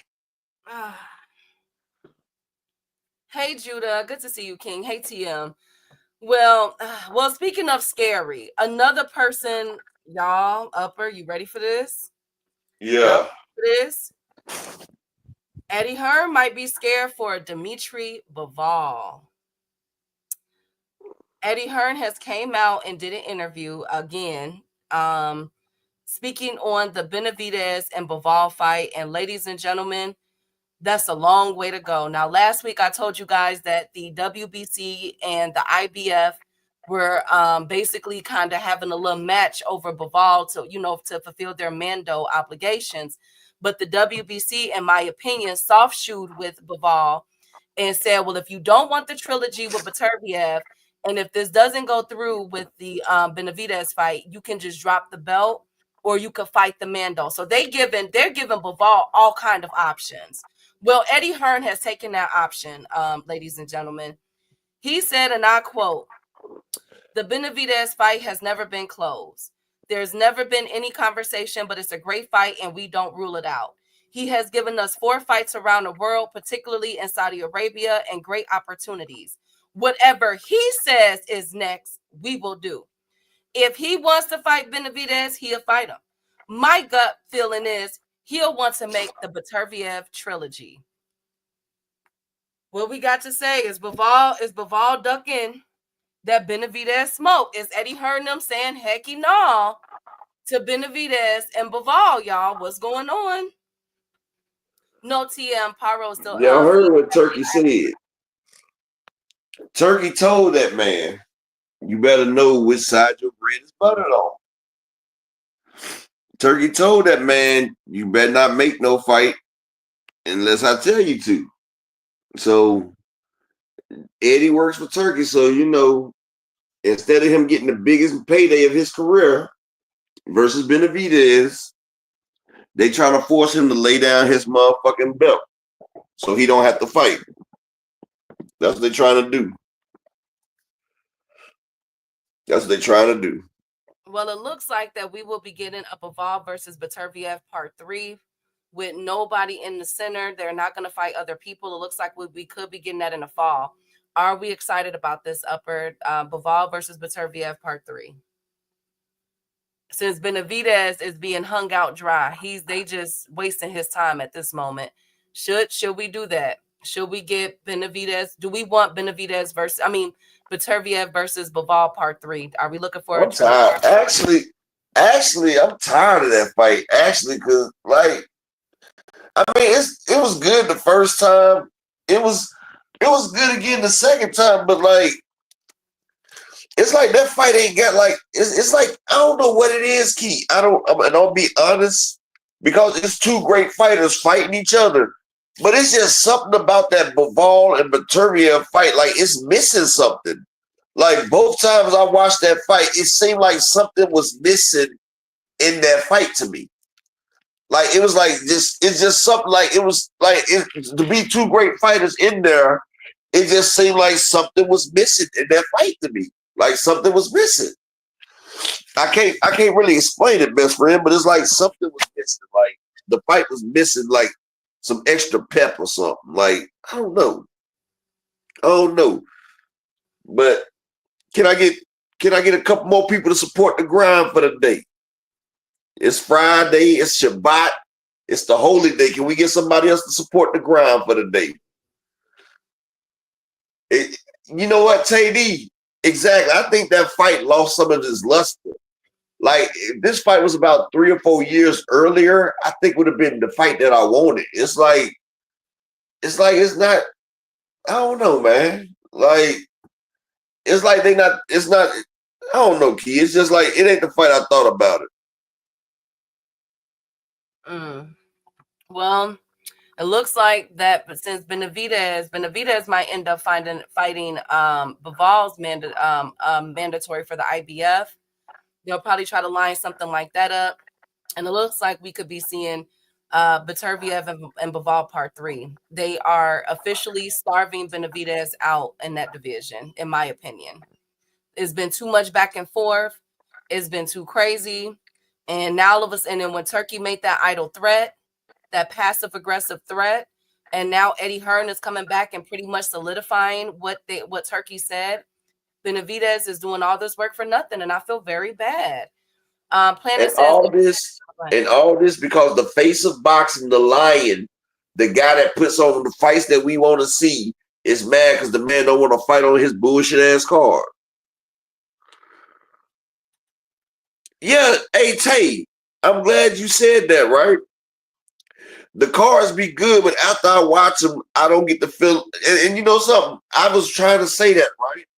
Like every time I watch his cards, Key, it's like I don't get the feeling like I just watched some good competitive boxing, but it be good matches, but I just don't get the same feeling when I watch them cards. It's like I feel like something was manufactured. Like it's something in my mind that's not like that was a great boxing match. Like it's something missing off them cards, Key. I can't explain it, dog. Like I don't know. It's like it's a script or something. I don't know. That's a good question, J.A. Dixon. I want to see what Morrell is, you know. And J.A. Dixon say, I feel like the matchups are better than the fights. And I tried to rewatch the fights and I just can't. That's what I'm saying about all they card fights. Like, it's just like, it's like the soul is missing out the fights. If y'all understand what I'm saying, it's like the soul is missing from the boxing matches, dog. Well, speaking of soul, has Hamza Sherez soul left him?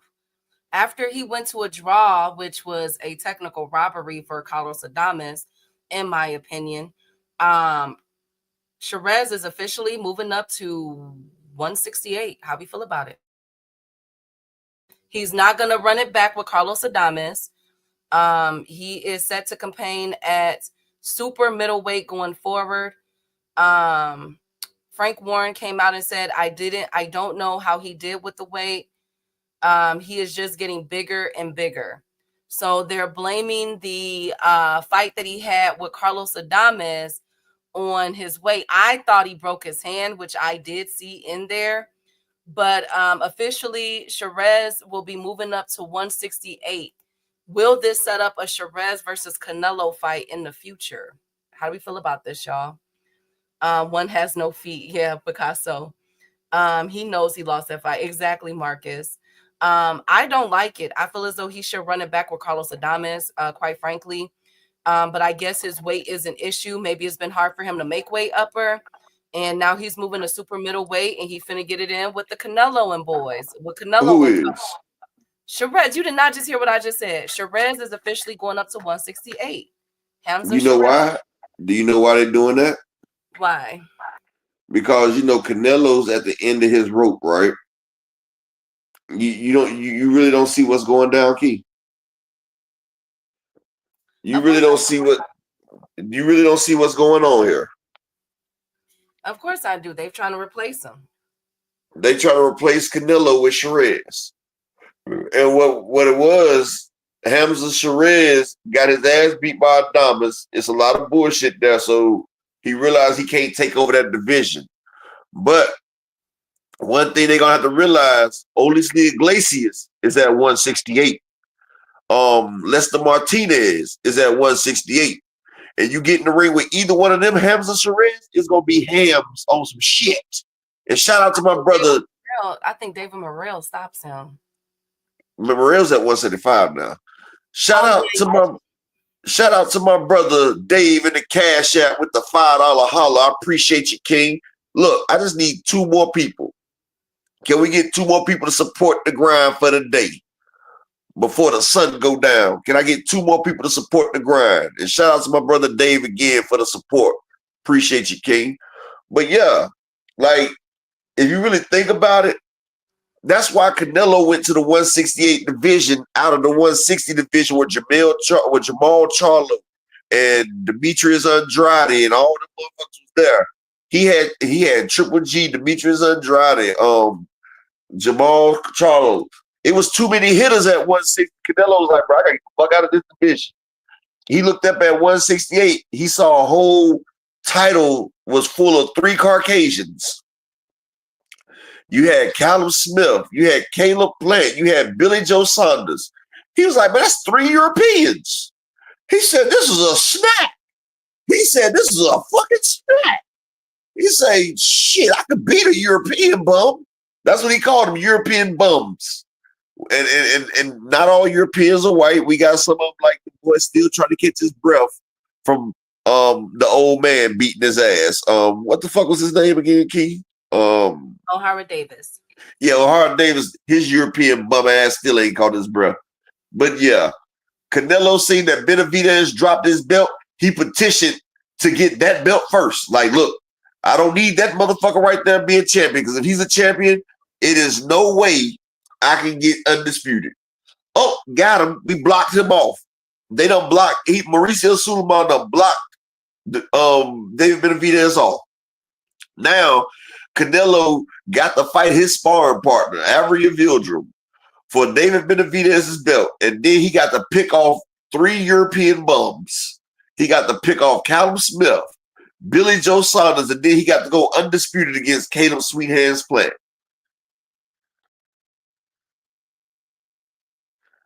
LaMarcus Robinson. At the time when Canelo went up there, 168 was much sweeter than 160. Because he was not going to beat Boo Boo. He wasn't going to beat Jamal Charlo at them times right there. Because 160, Demetrius and Jamal was still doing their thing. That's why Canelo went to 168 and bulked up and fought them Europeans.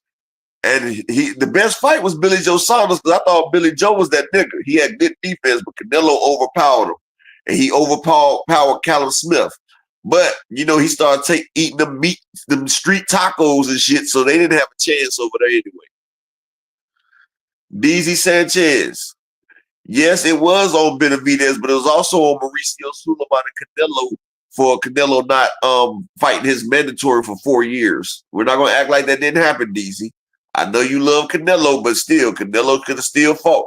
And DZ, why are you rocking for Canelo when he doesn't even rock the Mexican flag no more? If you Google Canelo DZ, he has a Saudi flag up right now. He took away his Mexican flag. He rocks the Saudi flag. Go to Google, DZ.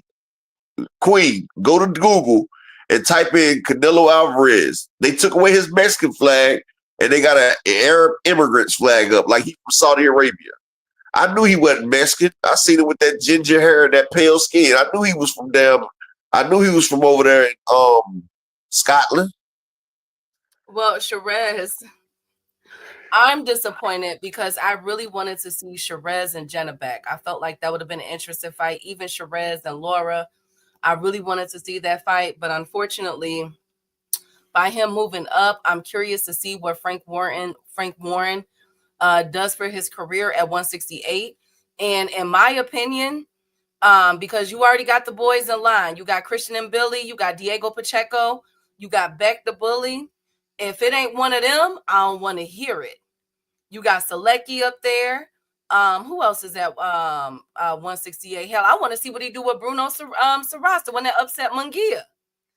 I want to see those type of looks. I want to see him against Jaime Munguia, because if Carlos Adames can take a foot back and rewind time and put on the performance that he put on a couple of weeks ago against Reddy Sherez, I am curious to see how he does with a Christian and Billy, a Diego Pacheco upper, a Lester Martinez. Like, before we get to talking Canelo, I got to see how he do with the rest of them. Hey, Al Booger. Benavidez gets upset at the mere mention of Benavidez because he know folks only ask because Canelo has always avoided fighting Benavidez. Yeah. DZ, I'm being dead honest. I'm not joking, DZ. I'm gonna pull it up, DZ, because you think I'm bullshitting. We just did a show on here the other day, DZ, and I showed that David Benavidez's picture. That Canelo's picture. Key, what was Canelo's picture when I pulled it up the other day? It was a Saudi Arabia flag. Yeah, DZ, I don't bullshit about that like that, DZ. Yeah, I get that, DZ, but I would like to see, because I see how Frank Warren them like to move their fighters ahead of the schedule. And what I'm saying is, I want to see him in there with them boys first before he get a shot at Canelo. You know what I'm saying? Diego Pacheco waiting. Christian and Billy been waiting for the past year. He became Canelo's WBA mandatory last year. Olis Iglesias is his mandatory as well, and David Morrell was his WBA mandatory. He ducked Morrell. He ducked Morrell for 2 years. He ducked Benavidez, who was his WBC. Olis Iglesias is waiting for the shot, and Lester Martinez. So we're not gonna do that. No, I got to see him up there with them boys. Because if, like I said, that Carlos Adames upper, that fight with them too showed me a lot about Sherez. And it showed me that he's not as good as we think. He's not as good as we think. But let's see. They're saying that it's the weight that Sherez was weight drained. They don't know how he was making that weight at 160. So let's see how he does at 168. I'm hearing that Sherez will be back at the end of the summer or fall for a 168 bout. Okay, so there y'all, yeah, TM, yeah, we pulled it up the other day. He is it's a Saudi flag. I'm like, dang, man. Dang, Canelo, what's going on? Boy, I couldn't spin that one. I could not spin that one. But we got some weight issues. So Edgar Berlanga came in for a over 1.6 pounds over, where his opponent Jonathan Ortiz came in at 167. So, but they did they renegotiated the contracted weight for this fight, so the fight is still on. And also, TJ Doheny, he's fighting Nick Ball tomorrow. He came in overweight, and they gave him an hour to lose 1 ounce. Dang, 1 ounce, is that petty? Woo, he could have pissed that out. He could have pissed that shit out. So Nick Ball came in at 125. TJ Doheny came in at 126.1. They said you got to lose that an ounce, upper. All he had to do was take a piss. They said he got an hour to lose it. This is for a featherweight champion? Oh, my God. If he take a piss, you got to realize piss, that'll be an ounce. There y'all go. That is Google right there. And when you Google Canelo Alvarez's name, this picture that comes up, y'all. If you go to Google this is what comes up. Canelo always got on a sickening label, whether it's Dolce & Gabbana or It's always Dolce & Gabbana. Shit. he always got on a sickening. And So look, yeah, he always stay in them damn pajama pants. He stay in some Dolce & Gabbana pajamas. I be like, damn, I say he must be signed to Dolce & Gabbana because he stay in they shit. Yeah, I told y'all whenever you Google Planet 619, I told you if you Google Canelo, this is what pops up. And shout out to my man D Warren in the Cash App with the $5 holler, man. I just need one more person to support the grind for the day. Appreciate it. Just one more person to support the grind for the day. I would appreciate it. And So those are the two weight issues. Edgar Berlanga's 1.6 over, and TJ Doheny is an ounce over. I'm like, they petty. Y'all could just, an ounce. Okay.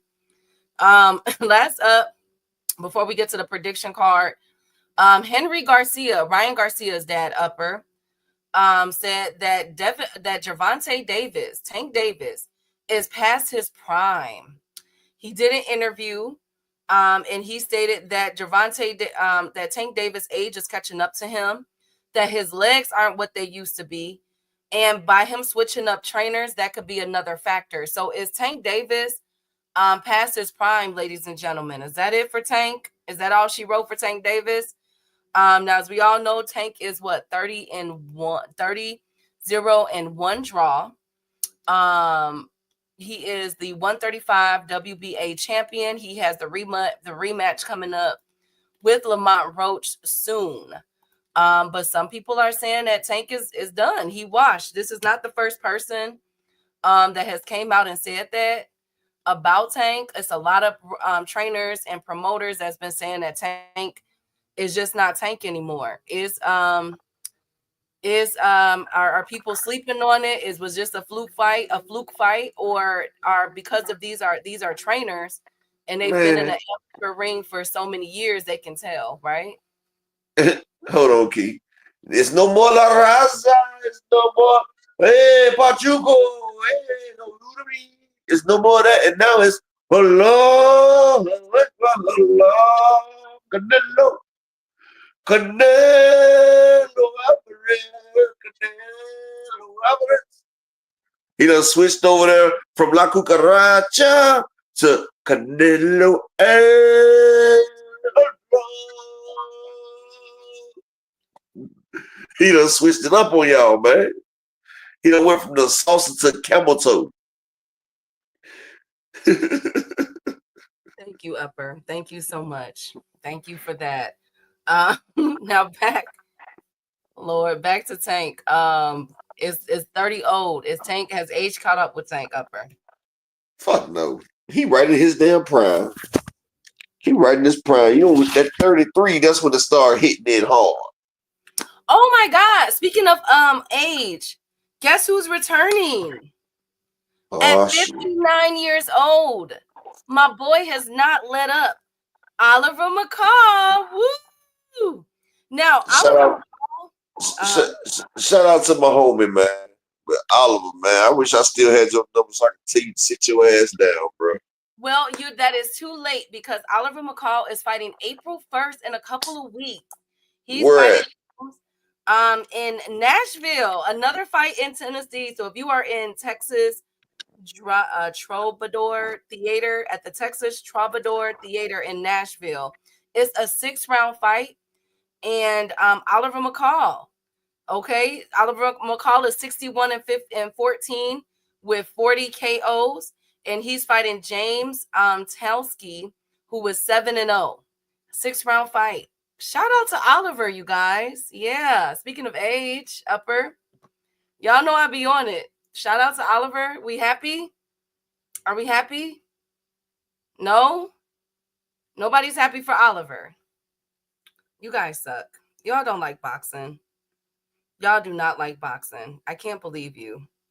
Well, Oliver McCall is making his his return. I'm happy. But as far as age and Tank, what Ryan Garcia was referencing, I am happy about I'm happy that Tank is taking a rematch, and I think that I think a lot of people is going to be eating their words, and I think we're going to hear a lot of excuses once we see the Tank Davis that's about to come in the ring. So that's my stance on it.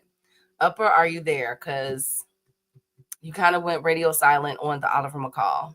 Nobody cares about Oliver. Nobody. No. Can I get a 30? That's what they're saying. Mark is that 30 is old now. He's from Karna Asada, Turkey, Marsala. Thank you, Brian. JA said he needs to stop with all the nice guy, peaceful-ish, and be Tank. Is who still crying? Dave. Make sure y'all like, subscribe to my boy Dave channel, man. Is who still crying, y'all? Y'all gotta be nice. Come on.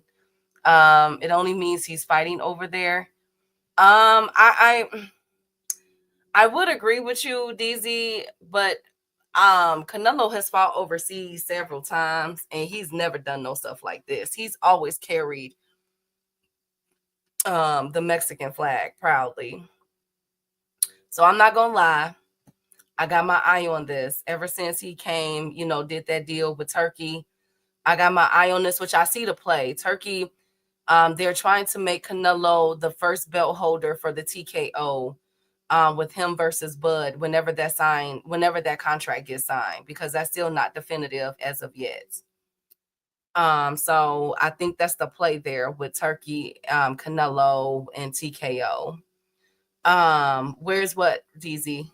Where's what? What happened, Queen? You mean the flag? It's on Google. When you type in Canelo, that's the first picture that pops up. Canelo was fighting in Saudi Arabia on Cinco de Mayo weekend, and he's also fighting in Saudi Arabia he's supposed to be fighting in America for independence, Mexican Independence Day in September. You lie to yourself, DZ. I'm not gonna let you lie to yourself. This is not the first time Canelo has did this, DZ. No, they done went to Google and took it down. His images and his rights belong to Turkey Al-Ashiki right now, and they have put up the Turkey immigrants flag. They done made Canelo an ambassador. He is now an ambassador over there. So he's not allowed to put his Mexican flag up right now. Go ahead and go read it, DZ. I mean, Queen, I'm just going to say you in denial right now. Canelo, that's why he's fighting over there for Mexican Independence Day. He's fighting for the Arabs' independence now. I'm just telling you, he's fighting for Arab independence now, DZ. No. You're delusional, Queen. You're delusional. Let's be truthful. Canelo is fighting for them now. He signed over his rights and his images right now to Turkey Al-Ashiki and TKO. We're not going to do that. Canelo is such a big brand. Why does he have to change his flag? No, when you go to Google, this is not him saying he's going to fight over there. When you Google Canelo Alvarez, this is his picture on Google, DZ. Understand how Google works. They took down him and his Mexican flag picture. This is his new Google picture. This is not his upcoming fight picture. This is his picture on Google. This is his Google updated photo. No, DZ, that means he sold his likeness. It don't mean he's no longer from Mexico. He's not representing Mexico no more. He's not representing Mexico or the Mexican people anymore. He sold his business, his likeness, and his representation to the Arab immigrants. That's why he's a now property of the United Arab Immigrants. And it's fucked up because I fucked with Canelo. While everybody was talking shit about him, I say that right there, Canelo, el jefe, caballero, mi hermano, now, bichi perro, la cucaracha. Yeah, sí. Yeah, sí. Y maricón, Canelo maricón. Sí. Yeah. He's a bullshitter. Nobody cares about Oliver McCall, right, making his return, doing his third fight. Canelo engañador. So nobody cares about Oliver McCall. Nah, I'm gonna go watch that. When you say the fight is? April 1st, April Fool's Day. You trying to trick us, T? You No, ain't it's tricking me, April. girl. You not tricking me It's with no on April. April Fool's. It's in Tennessee. It's in Tennessee. Oh, Deezy must didn't know I speak a little Espanol. You 2 guys S are wild. hablo Espanol. Deezy 2 S hablo Espanol. Master Spacio too. Hablo Espanol. See. I was just fucking around when I was saying it the first time, DC. I cannot believe that you guys don't care about Oliver McCall. That is so. He's 59 years old, you guys. Trying to be the oldest champion in boxing history, and this is how we treat him. Anyways, get to the cards, Upper. Whenever you upload them, let's get to the cards because you guys are being mean today. I am because I mean, wow, he did 2 back-to-back fights. This is like his 3rd fight in like 4 months, y'all. I'm just saying, Oliver McCall, he needs to sit his old ass down, but that's still my brother. When he was a world champion, I was sitting right there hitting the heavy bag, and he was right over there talking about keep your head up, champ. So, I can never disrespect Oliver McCall, man. I can never disrespect Oliver McCall. That's my people, man. But damn, he needs to sit his ass down. I'm going to go to that fight. You said it's in Nashville, Tennessee?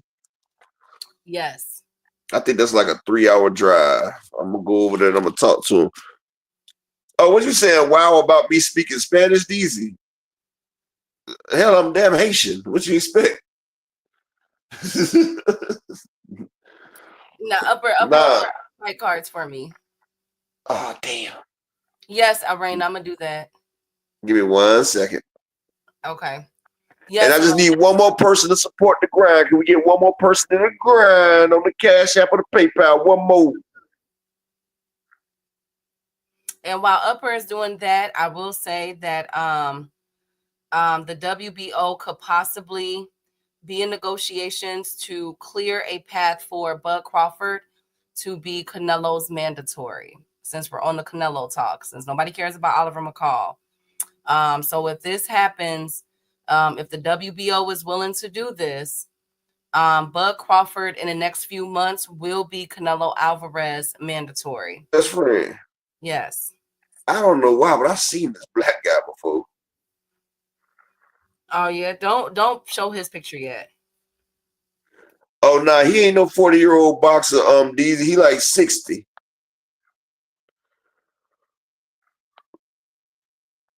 He a 60-year-old boxer. He was my stablemate. I trained under him basically, but he's still motherfucking. He's still trying to thug it. And Key's still cheering him on. Now, Key, Yeah. if my homeboy catches a brain bleed or some kind of geriatric shit, I'm blaming your ass because you keep hyping him up. Because that's a wonderful thing, Upper. Like he's showing us that. So Key, is it a wonderful thing to watch an old man get beat on? Is it good to beat on elders? Oh my God, he's putting himself in position. He wants to do it, Upper. I don't give a Key. My dad is old as hell. He still want to chase after them young girls and trick off with the fiends and everything. But I tell him, Dad, no. But is it right to let him continue to do that? Because that's what he wants to do, Key? Huh? No, it's not. Okay. He keep asking me for some illegal stuff so he can go holler at these prostitutes. And I'd be like, Dad, no. But that's what he wants to do. Because he say ain't nobody else gonna help me get it off. And he asked me one time, he said, are you gonna get it off? Hell no, Dad, I ain't. Well, give me this so I can go get it. Okay, Pop, go ahead. Okay. And then can't argue with that right there. My goodness. Thank you guys so much. If he wants to get in the ring and fight Upper, I will continue to talk about his fights. And you guys know I will have that fight card ready for Oliver McCall. I'm posted. I mean, I talk shit, but that's still my homie, bro. I can never take nothing away from him, man. We had the same coach, same trainer. He showed me what not to do in boxing as well. And he showed me what can happen in life if you let bad things take you down. Because I watched him fall from grace, from the champion of the world to in the corner crying on some shit. Well, speaking of crying, tomorrow is the fight card that Edgar Berlanga is intentionally crying over because he is not the Who is main. that he's fighting? Look at, do you see how one of his eyes is gray? That is so cool to me. I'm like, what?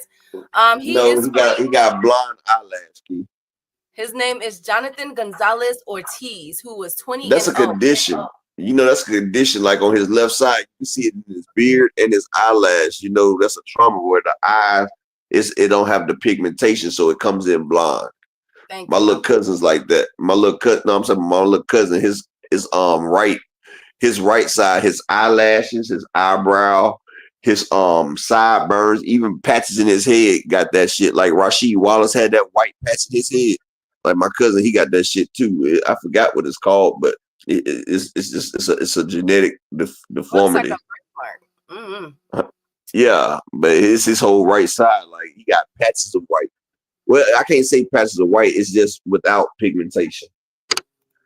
Well, so tomorrow's card, the first 3 fights are good. I wanted to put Omari Jones. He is making his debut. Best wishes to Omari. He did really well in the Olympics over the summer, where a lot of people, including myself, feel as though he was robbed from making the gold medal. But Jermaine Ortiz, y'all. Let's start with Jermaine Ortiz. Now we know Salute to my brother Hector Solis in the building. Salute to the VPN. That's the VPN general right there.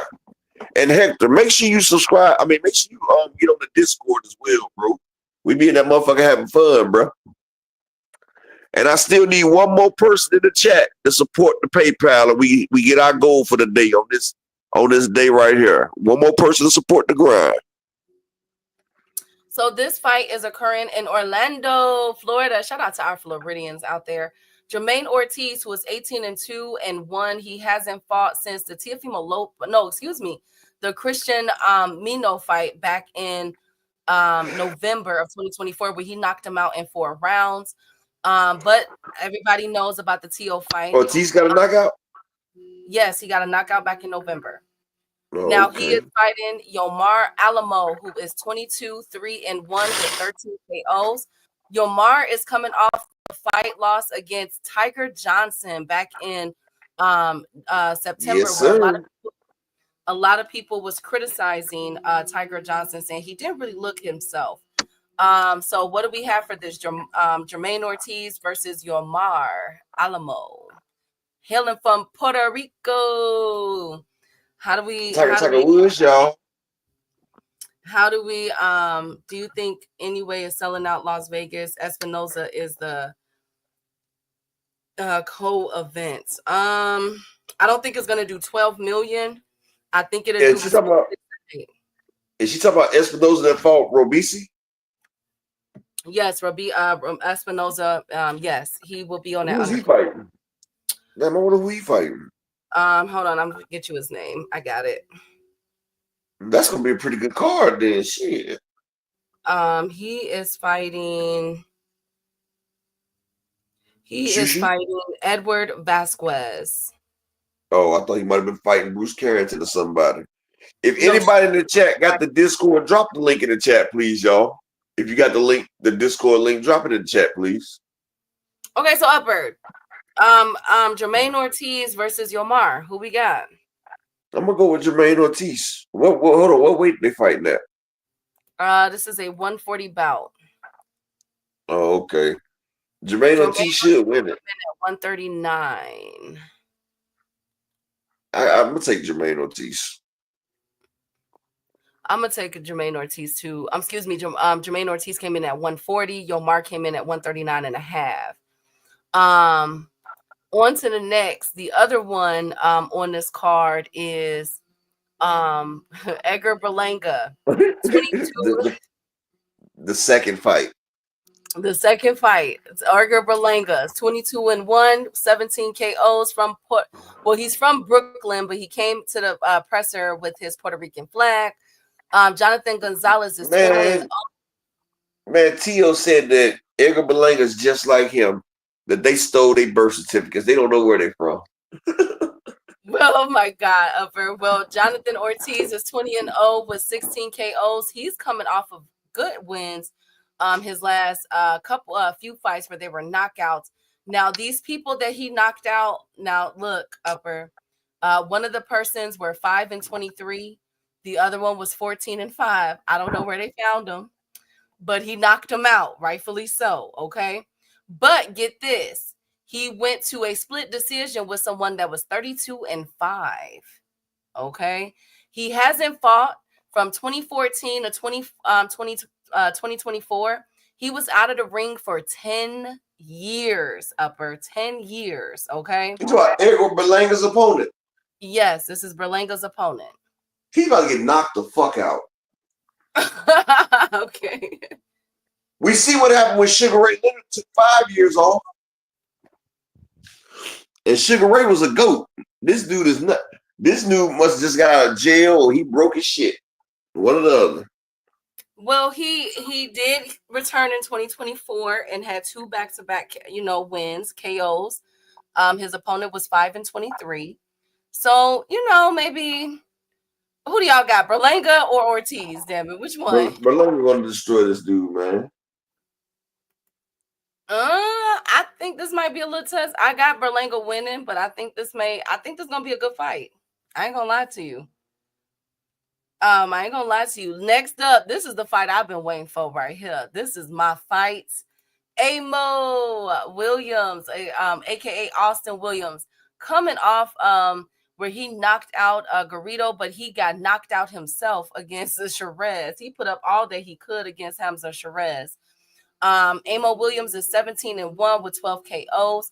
Patrice Volney, all right, this is a good fight out of Canada. 19-1 with 13 KOs. Patrice Volney is on a knockout spree. His only loss is to that guy, what's his name? Falco, which was back in it was a few years ago. It's nothing recent. But he's been putting on the clinic up. Who you got? This is a good fight right here. This is a very good fight. This is a 12-round fight. Amo versus Patrice. What's up? Well, I got. Could this be the upset fight right here? Could this be the upset? Key? What? Patrice versus Amo Williams. I'm trying to think who I got with this fight. I wonder who is the favorite. You the betting man. They both, it look like it's 50-50. Like Amo, I probably would still go with Patrice Volney though. Like, remember I went with him that one time I showed y'all his video of he has no defense, but all he does is action. Patrice Volney, he don't know how to guard. He would stand there and take your ass whooping to keep fighting. I would take him. Like Amo, I don't know. I've seen Amo got rocked. His chin might be suspect right now. It might be. I don't know. Okay. Well, it might be. I don't know. But still, I need one more person to support the grind for the day, and we're good. One more person, either Cash App or PayPal for the day. But yeah, I would go with Patrice Volney. But it's a rough decision right here, boy. It's serious. Well, Austin Williams is the favorite. He's slightly. He's a negative 186, where Patrice is a plus 144. I might go with that little plus 144. I might too. I think this might be the. I want Amos to win because I like Amo Williams. But upset ticket. I got Patrice. I think Patrice could. Pull this off. But next card, Upper. Card. This one, the UK card. I like this card right here. This is all dog fight. Like this is straight come forward fighters on this card right here. This mix of fighters right here look like a damn a straight up ad for safe sex right here. Right. This ad right here is please wear a condom. Exactly. Please do, because this one right here, they go coming everywhere, coming forward. First up is Hadir. Now Hadir is the one, Herrera, who is from the Cuban School of Boxing. He's 16-0 with 14 KOs. He's the one that's calling out Shakur Stevenson right now, Upper. He wants Shakur Stevenson smoke. He is fighting Jose Enriquez, who is from Mexico. He is 21-3 with 8 KO. You only got 8 KOs. You going against him? Now, Upper, get this. First, his last few fights were against people that were 5-2, 4-5, and 12-3. Hadir Herrera, he's looking up to be next up. Now, he knocked out someone that was 31-5, 11-1, and 8-0, 10-7. He got a pretty decent, solid, you know what I'm saying? Little resume that's going with the 16-0. Who you got? Stoppage? I think Hadir gets a stoppage in this one against Jose Enriquez. I don't know if Upper's there, but yeah, I got Hadir. I think Hadir, he's serious. Hopefully he doesn't suffer from the curse where he doesn't look good. He might get dropped. And that Shakur smoke is out the window because he is calling on Shakur for his next fight. He wants Shakur Stevenson. So I think I'm going to ride with Hadir, Cuban style. He had on a Scully too, y'all, doing an interview. He had a Scully on. I'm like, let me find out. Okay. He a thug. I like it. You feel me? So I think I got Hadir stopping Jose Enriquez, excuse me. Next up, Upper, did you want to say anything about this fight? Hey, this is what happens when you drink too many alcohol beverages. Oh my God. Thank you, Upper. Yeah. Thank you so much. Next up is Andrew Kane versus Charlie Edwards. Andrew Kane is 13-1 with Charlie Edwards being 20-1. This is a bantamweight fight. I put this on there, but do y'all care? That's the question. No, we really don't. Okay, next up, this is the fight I care about. Nick Ball. Woo! Nick Ball is 21-0 with 1 draw. He is coming off the fight with Ronnie Rios, where he knocked him out in the 10th round. After that, he fought Raymond Ford. TJ Doheny is 26-5. TJ got beat up by Anyway. You feel me? That should say enough. Last year, back in September, TJ Doheny came in an ounce overweight, and they are making him lose that ounce. Who we got for that? Nick Ball or TJ Doheny for the winner? I'm going TJ Doheny for the upset. What? You're such a hater. No, I'm actually gonna put him on my upset ticket. Yeah, I think I am too. I don't think Nick Ball is that good of a fighter. I've been said that. Upper, you're just such a hater. Us short people got to stick together. I got to stick with my short fighters. I know. That's why I'm going against. Y'all are some haters. Okay, but I really think Nick Ball's not that good. TJ Doheny, he's been in there with a lot of people, and like I like to say, you know, iron sharpens iron, and TJ has been in there with some iron, and as long as he can keep his wits about him, I don't think Ball got enough to stop him. And I feel like he can outbox Ball. Plus, he got the reach over him. That's a given. He can outbox the man. Ball got to close that distance, and he's not Tank Davis. So he might have a little problem doing that, in my opinion. Well, I'm riding with Nick Ball, man. I'm riding with Nick Ball. upset card. I do have Patrice and TJ Don't Hit Me. I ain't gonna lie to y'all. This is good. But that's all I got as far as boxing go. Upper, could you give me 40 seconds, please? Yeah, I'm about to tell you, give me like 1 minute real quick. Give me 1 minute real quick so I can switch something off real quick. Give me 1 minute. I'll be right back. Okay. Well, until then, when Upper comes back, I will continue talking. Well, I know these cards this weekend is not really jam-packed. We were kind of spoiled the past few weekends from all these action-packed fights and everything. But I'm excited because at least we get to talk about something on Monday before the 22nd. And then I don't even know. I know we got a few cards. I know we got a great Pro Box card coming up in April and everything. So I'm going to keep my eye on that. They look like create a character on a wrestling game. Thank you, Hector. Y'all look like Miz from WWE. Thank you, Raina. Thank you guys so much. Y'all are so mean. I'd say it take a lot for me to put these things together, and y'all just gonna crap on them. I got y'all. Cool. I got y'all. Don't even trip. But other than that, we have a couple cards coming up for the cards that's coming up tomorrow. At least we can talk about them, see who's going to be, implemented in the divisions. Huh? I said, now what you say you need to do? I just need 40 seconds, and if you could put up my true crime card. Okay.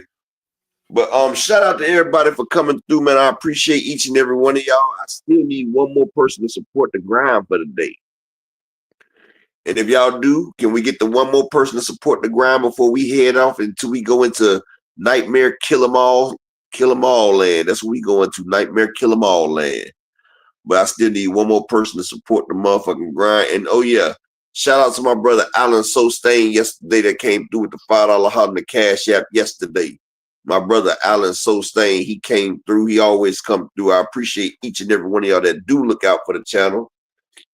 Let me go get the hey Hector, as soon as she come back on, I'm gonna step down and go grab the link for you because I can't leave the screen right now. But as soon as Key come back and start, I'm gonna put the link up for you. And yeah, I got you, brother. And anybody else that ain't part of the Discord, we be having fun, and I'm gonna put the link up for y'all, man. But yeah, I still need one more person to support the grind for the day. It's Friday. Shout out to the beautiful Miss Marshawn West. How you been, Miss Marshawn? You're late. But Dr. Key is about to start her murder mysteries. So y'all know how that be. I'm about to sit back, roll up and listen to it. But yeah, one more person to support the grind and we good. Or not. Dr. Key getting her instruments together. And if y'all not part of the there go right there, Hector. Oh damn, appreciate you, Hector. There go the Discord right there, Hector. There go the Discord. My brother, Mr. Altruistic, dropped the Discord right there.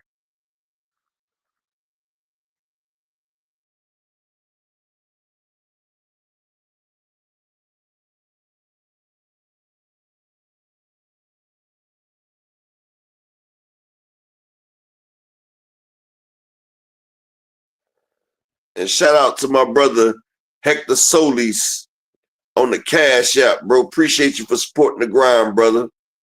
Appreciate you, Hector Solis, for supporting the grind. We got our thing for the day. Dr. Key, you back yet? Yeah, I'm back. I've been waiting on you. I've been sitting there talking crazy. All right. Shout out to everybody. Y'all know it's murder mystery time. And there go to Discord. If you're not part of that Discord, man, you're missing out. Because we be tripping over there. Tell them, Key, we be over there fucking tripping. But y'all like too much. Peace and blessings, and I'm out. So boxing is done, y'all. Boxing is done. Talk. So almost every Friday, I try to bring you guys a true crime story that may pique some of y'all interest, because true crime definitely piques my interest.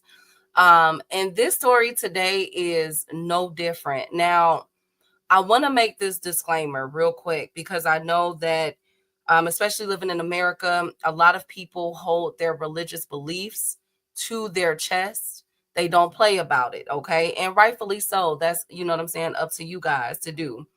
But I will be talking about religious sectors.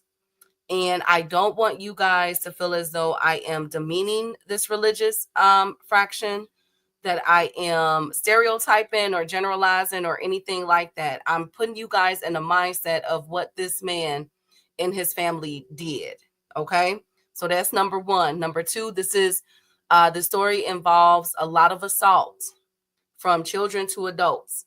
So I just want to put that disclaimer out there. Viewer discretion is definitely advised. Now, when we talk about family, go ahead. Shout out to the beautiful Miss Marshawn West that came through with the Cash App, the $10 holler, and my guy EB Sweat a Lot that just came through with the $2 holler on the Cash App. I appreciate y'all, man. Y'all have a blessed day. Today is the Most High's special day. And let's listen to this killing. Then we're gonna get to praying after that. And Miss Marshawn, you need, and that dude named Dave, y'all need to join our Discord. It's in the chat. Y'all missing out. But I'm out again. Okay, so when I first heard about this story, this occurred about 20 years ago. When I first heard about this story, no, I don't. I just want to make sure that everybody is comfortable. I felt like this was a lie. There's a lot of twists and turns in the story, so I need y'all to hang in there with me. But when we normally hear about cult leaders, we hear about David Burke, we hear about the Jonestown massacre, we hear about all of those cult leaders that, you know, Charles Manson, all of those people. And the majority of them are always, you know, mostly white males. But what if I told y'all that we had one also in California that was a black male, and he also had a cult in which he initiated his family? One thing I want y'all to understand is that when it comes to cult leaders, it crosses color lines, it crosses boundaries, socioeconomic status. It does not matter. If you have someone that has the gift of gab, that can interpret things for their own interpretation, and have a congregation, an audience to listen to them, I will tell you that will make you one of the most powerful people to walk this earth, because not a lot of people can do that. All right. But this man was able to, and he was able to pretty much indoctrinate his own wives and children, all right, into what he saw fit. And what will ensue is the most horrific mass murder in Fresno, California history. Ladies and gentlemen, this is the story of Marcus Wesson, aka the Wesson cult murders. All right. So y'all already know, if you're gonna roll up, roll up. If you're gonna pour you something, gonna warm you up some food, go ahead and eat, and allow me to paint this picture with words. So Marcus Wesson, just like a lot of the serial killers I cover, Marcus Wesson was born August 22nd, 1946 in Kansas. Okay. Now, the thing is, Marcus was the oldest of four. Okay. He was the oldest, and he had a mother and a father. Now, when we hear this, I know people are like, okay, he got a two-parent household. What happened? What could go wrong? I'm here to tell you everything went wrong. Now, Marcus' mother is what you call a religious fanatic, okay? Marcus' mother, hey, oh my God. Marcus' mother, y'all stop. Marcus' mother, her name was Carrie. Now, Carrie was a religious fanatic. She followed the Seventh-day Adventists. The Seventh-day Adventists was started probably in like the 1800s, if I'm not mistaken. Now, some people hail the Seventh-day Adventists as a cult within themselves. It's an offshoot of Christianity. I'm not saying that. But the things that the gospel and the text that Carrie read while attending this church, she brought it back home. But see, in my opinion, what people do is they read things, especially religious texts or scriptures, and they internalize it and interpret it differently than what's on the text. That's why I said we can't really blame. She was just a fanatic, okay? So her teachings with her 4 children, with Marcus being the oldest, was very different than what was preached in the Bible. So for instance, she, it was military time in their family. They were, they had to make up their beds, they had to, fold their clothes and everything else. Now I know what you're thinking. That doesn't sound, too sacrilegious, Key. Like what was crazy? Well, the thing is what happens if you did not perform it. You see, Carrie was known for beating her children. She would go out and get switches off the tree. She would beat her kids with extension cords, ironing boards. Ironing the irons, all kind of things. Whatever she can get her hands on, she would beat them for not performing their chores. She also made her children have Bible study every day. And if you spoke out of turn during Bible study, if you coughed during Bible study, she would beat you. She would pop you, okay? And so that's what Marcus had to rely on for a maternal figure. Now, I said that he had both parents in the household. Well, his father, Benjamin, was no freaking better. You see, Benjamin was the total opposite of Carrie. Carrie, very strict, religious fanatic, whereas Benjamin was a drunk. He was known as the neighborhood alcoholic. Benjamin would be seen at the local bars getting wasted. Do you hear me? He never kept a job, but he always kept money in his pockets for his drink. Now, he was able to get money from Carrie because she worked as a nurse.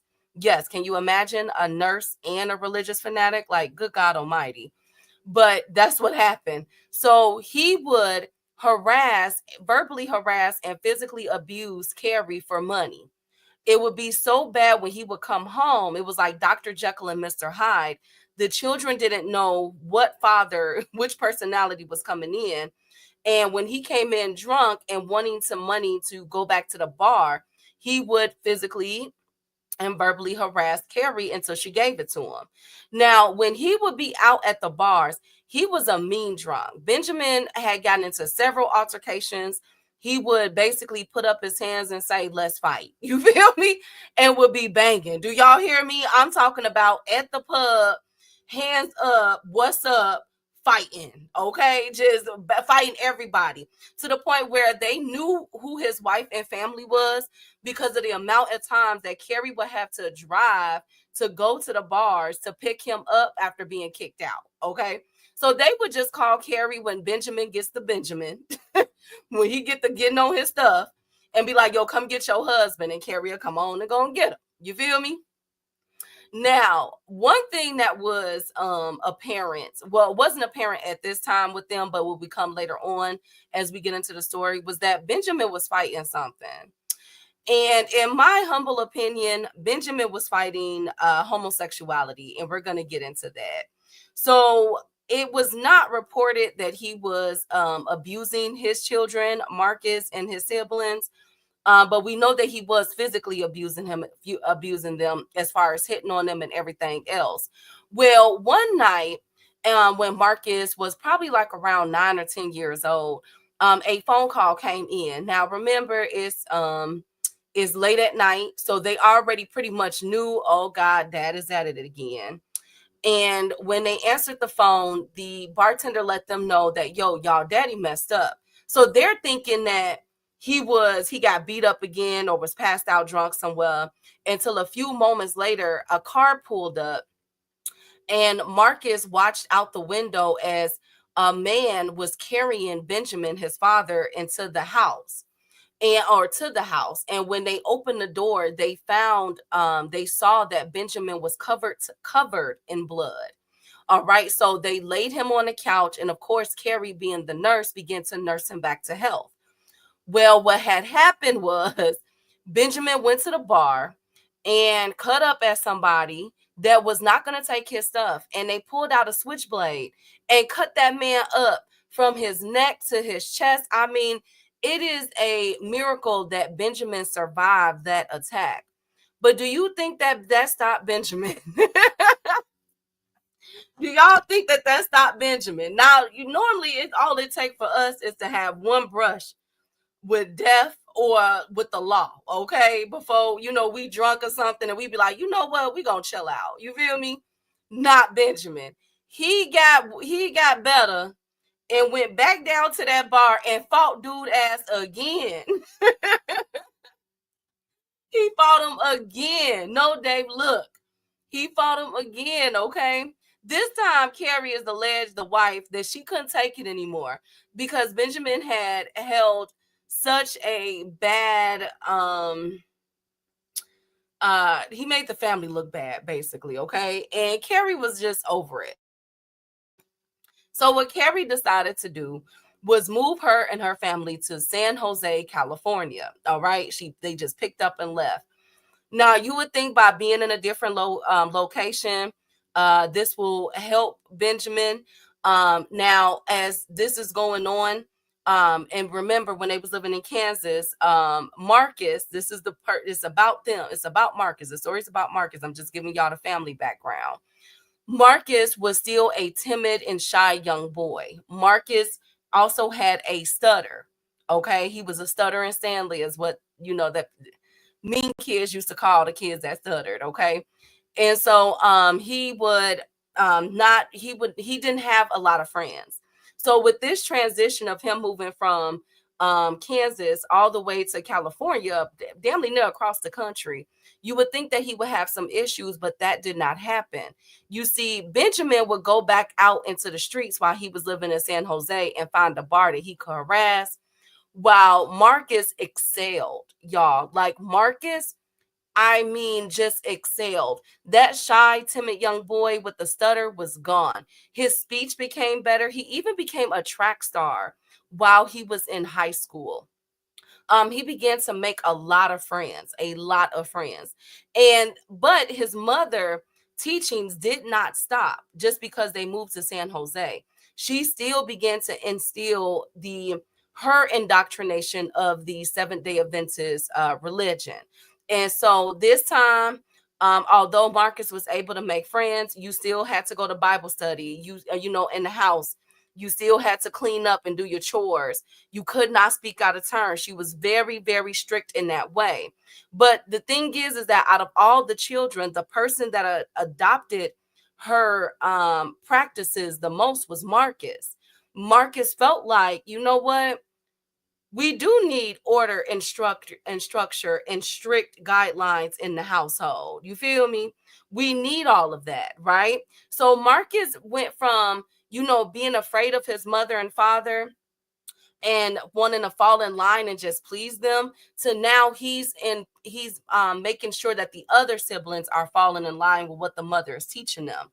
But at the same time, as he's growing older now, as a teenage boy, he's starting to develop his own concept of religion and how things should be ran. Okay, so this is where we first start to see Marcus begin to structure his own way of life, what he felt like, how everything should be ran. All right, so as Marcus excelled in school, crazy, right? As he began to excel and continue to excel in school, Benjamin, the father, would be in and out. Okay, sometimes he'll be gone for days.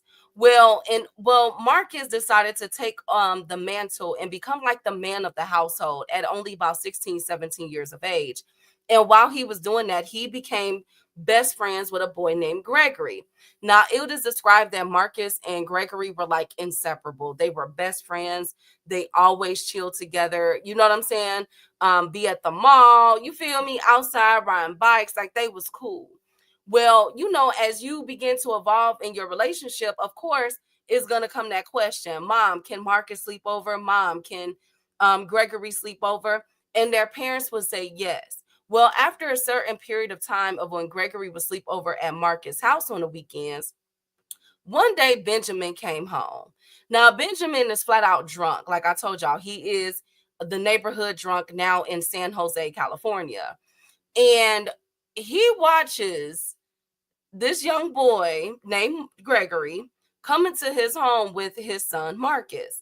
And for some odd reason, That was just an itch he had to scratch. So when everybody went to sleep, okay, including Marcus, Gregory, is not said if Gregory was up, like, you know, going into the kitchen or using the bathroom. What we do know is that Gregory was cornered in a secluded room by Benjamin, Marcus's dad. And he began to verbally harass Gregory to perform sexual acts on him. And Gregory was saying no, trying to get away. Well, then Benjamin took out the money that Carrie, of course, gives him, and began to throw the money, you know, tell him, like, I'll give you this amount of money, and lets him know that you're not leaving this place until this happens. So Gregory, scared for his life, said, okay. And there, you know, is reported that Benjamin performed an oral act on Gregory. Now, afterwards, Gregory would, you know, be a little standoffish towards Marcus. He slowed up with going over the house, that's for sure.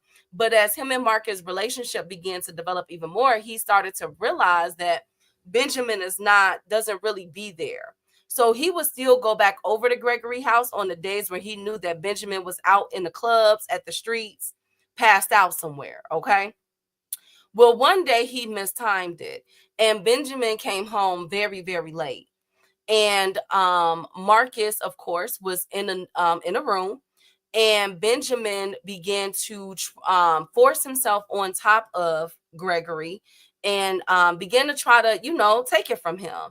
Well, Gregory was able to fight his way through this time and basically stand up to Benjamin and fought a drunken Benjamin. This kid is only like 15 years old, and he's fighting for his life with a grown man. And he was able to get free. Now, there's two different reports. Some reports say that he ran out the door.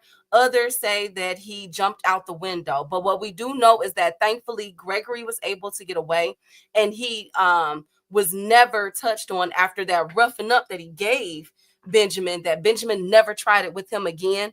And it is said that Gregory never spent the night over there. Okay. Now, there was no reports filed or anything. Benjamin was not in trouble. Well, unbeknownst to Marcus, he doesn't know why his friend, again, is being off-putting towards him, not really talking to him and everything else. So Marcus just thinks that, you know, maybe it's not like that, you know, between them two, like maybe they're not really best friends. Well, as this is going on, Marcus is still in school. He's still a nice sports star at his high school. He's now doing plays, doing speech.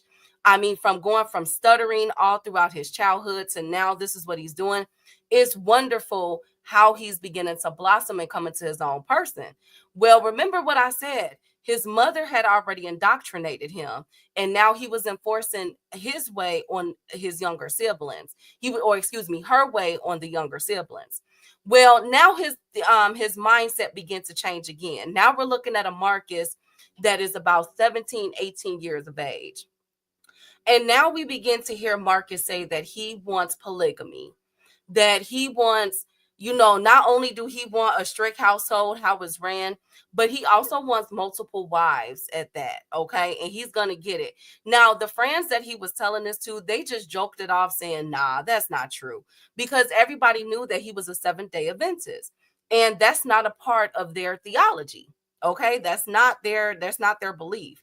But for some odd reason, his interpretation of it, okay, is he can have multiple wives. And so that's stuck in the back of his mind, as well as he wanted to have his own football team full of kids, okay, of children. Now, this is at 17, 18 years old.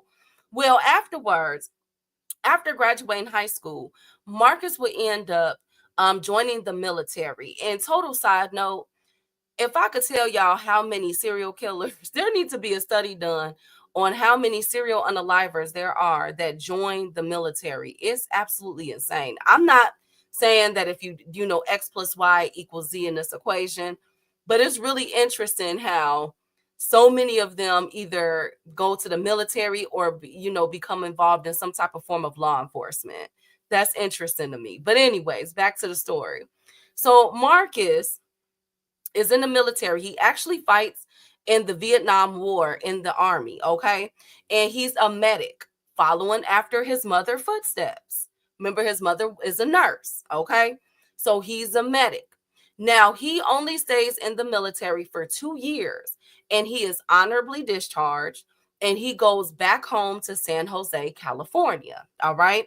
Now, get this. When Marcus made it back home, he was met with a freaking shock because who was living with him was his grandmother, his cousin, a female cousin, and another male cousin by the name of Larry. Larry was 18 years old. Now, remember I said this story got a lot of twists and turns? Here comes the second twist and turn right here. Y'all ready for this? Now, Larry only being 18 years old and living there, what Marcus did not know was he was walking in on what was to be one of the most traumatic experiences of his life as far as in his younger adulthood. You see, remember what I said, his father, in my opinion, was battling with homosexuality. And so his father, when the grandmother and them moved in and the cousins, his father felt like this was the time to tell the family, including Marcus, that he was leaving them for Larry.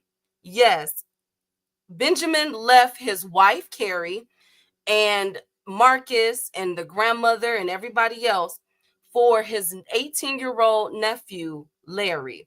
You see, it is reported that Benjamin had been secretly seeing and abusing Larry since he was a young child. Remember, I said Benjamin used to be out in the streets.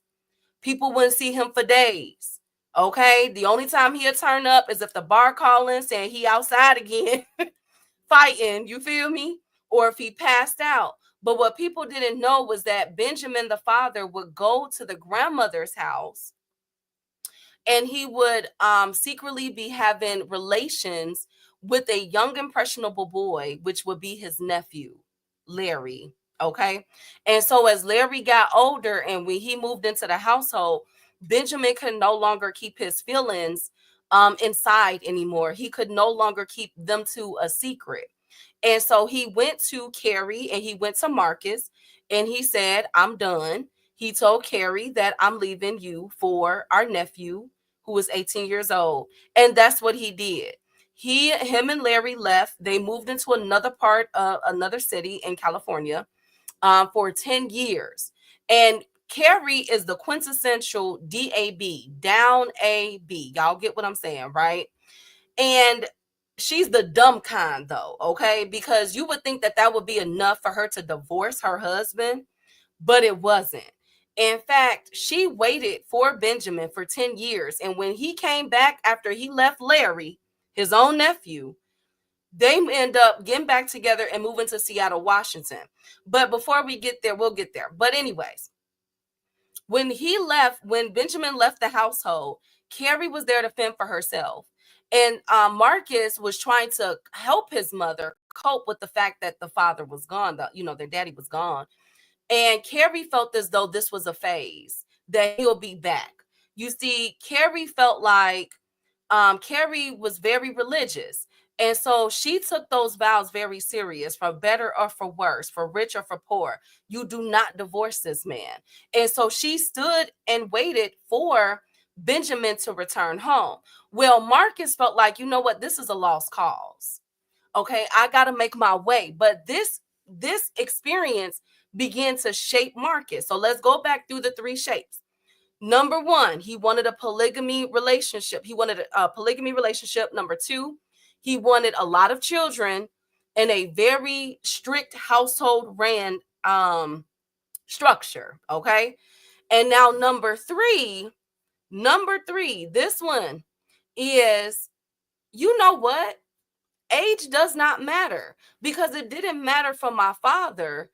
And not to mention, family doesn't matter. Incest is not really a thing. Like, people make it a big deal, but it's not. This is what he's thinking, okay? So his mindset is beginning to change, all right? And now Marcus has this whole ideology that, you know what? I'm going to just date who I want to date, all right? Now, his first relationship that we have on record is a neighbor that stayed 3 houses down from his mother, Carrie. Now, this woman heard she was 34 years old. Mind you, Marcus at the time is about 20. Now, this woman, her name was Rosa. She was a Hispanic woman described to be very beautiful. She was the J-Lo and the Rosie Perez before there was one, because remember, this is the 60s and the 70s, right? So she was, bad. But the thing is with Miss Rosa was that she was what you call how do I describe her? I know what y'all gonna say. Keith, spit it out. Just say it. I know, but I want to soften. Yeah, she was a Selena. I gotta soften the blow with her because I think she was technically a little, intellectually challenged. She was very submissive.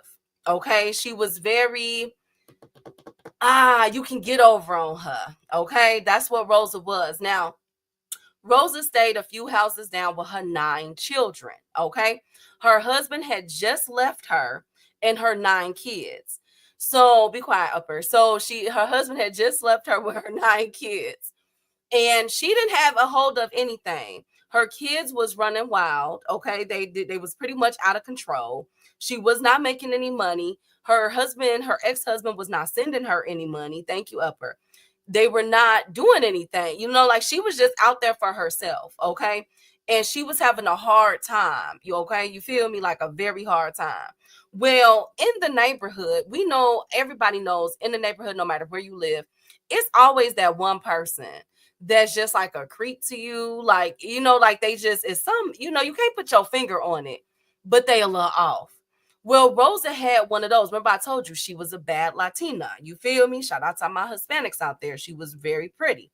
Well, this dude, he was described as middle-aged white male, and he would always walk past Rosa's house and be into Rosa. Okay. Well, Rosa got tired of it one day because he would like stare at her, and she got tired of it and was like, "What's up?" You feel me? What's good? What's good, Chapo? What we doing? So they end up getting into it. Well, while they were into it, Marcus just happened to be standing outside. He never has seen Rosa up until this point. Yes, gullible. That's the word, gullible. Well, Marcus was just, he was standing outside. So him and his sister had heard the commotion, and they decided to walk down there. Marcus is approaching Rosa. He like, damn. Ooh, who is Shorty? You feel me? So Rosa, talk cussing dude out in Spanish and English. Period. Let him know this is not that. Okay, this is not that. So Marcus decides to put on his cape. And he decides to get into it with this assailant, this dude, okay, that has been creeping around Rosa's house. And a spat ensues, y'all, where they are in each other's face and everything. Well, while this is going on, remember, Marcus, freshly out the military, probably got a wife beater on. He in Cali, you feel me? Probably got the low tops on. You know what I'm saying? He growing out his dreads. You know what I'm saying? She like, who is this tall, dark drink of water? Like, what? Okay, who is this chocolate milk? What we doing here? So she's like, oh my God, like this man, I don't even know him. He just springs into action and he cussing dude out and pushing him off of, away from my house and everything and away from my children.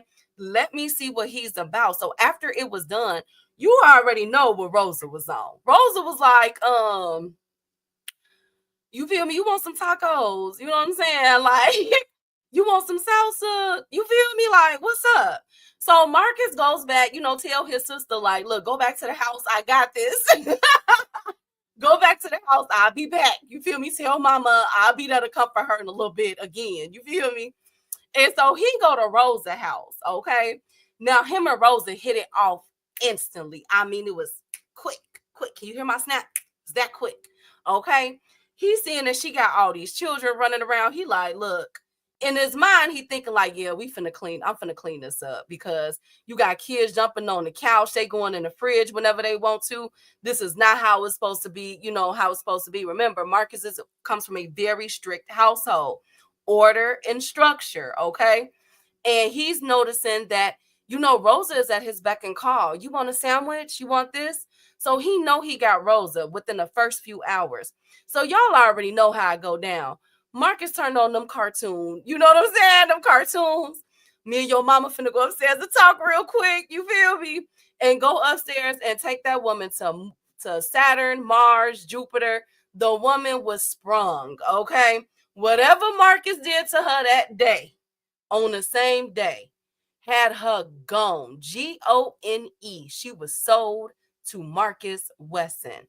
And not only was she sold, ladies and gentlemen, she let Marcus do whatever. Instantly, expeditiously. Marcus began disciplining her own children. Yes, all 9 of them. All right. Making sure that they was getting in order. All right. He started whooping them. He also began to implement what his mother started to implement with him when he was a child. And that was everyday Bible study. He would have them lined up and be learning the Bible. And if they got out of line, spoke out of turn, laughed, giggled, because these are young kids. All of them, they were from the ages of about 15 years old to just a baby. So, I mean, of course, they're going to have, side conversations and everything, but not in front of Marcus. Marcus will make sure he had a belt, a switch, and will pop them if they spoke out of turn or anything. He also made sure that the house was run militant style. Do you hear me? Beds had to be made. When that laundry get done, you can't do like I do personally, and wait a few days to put them away. They got to be put away immediately, ladies and gentlemen. You can only eat this type of food. Now, see, Marcus at this time was a very devout vegetarian. And so he made sure that Rosa eliminated all the meats, all the processed foods, all of that out of the house. And they had to eat like oatmeal and beans and, bread and bread with butter on it, things like that. Okay. So she is basically, Rosa has no control of the house. It is all ran by Marcus. But one thing that Rosa did not know was that one of the reasons why Marcus was going so hard is because he had his eye on the next target. Remember, I said before he met Rosa, he had those 3 ideologies. Okay. She just gave him all 3 and she did not even realize it. Now, Marcus had his eye on one of Rosa's children, and not just any child. It was a young Elizabeth who's in the middle right there of this picture, right below Marcus. She was 8 years old. Now, I'm not going to get too graphic because, of course, we don't want to hear that. I don't even like talking about it. But for the sake of the story, I'm going to give you guys a few things of what occurred. Now, Marcus, remember I said he worked in phases, just like all pretty much narcissistic people do. For some odd reason, when we think of any type of form of abuse, we think that it's instant. And sometimes it can be. But sometimes people have a more devious plan. Some people are eager to wait it out for the end game. And that's what Marcus is. He was very, very calculating during this time. All right. Now, he saw Elizabeth. He thought that Elizabeth was a beautiful young girl, but he felt like by Rosa being 34, she was already too mentally far gone. And for his plan to work, he needed a younger person. So his first phase was to separate Elizabeth from the other children, the other kids, her other siblings, right?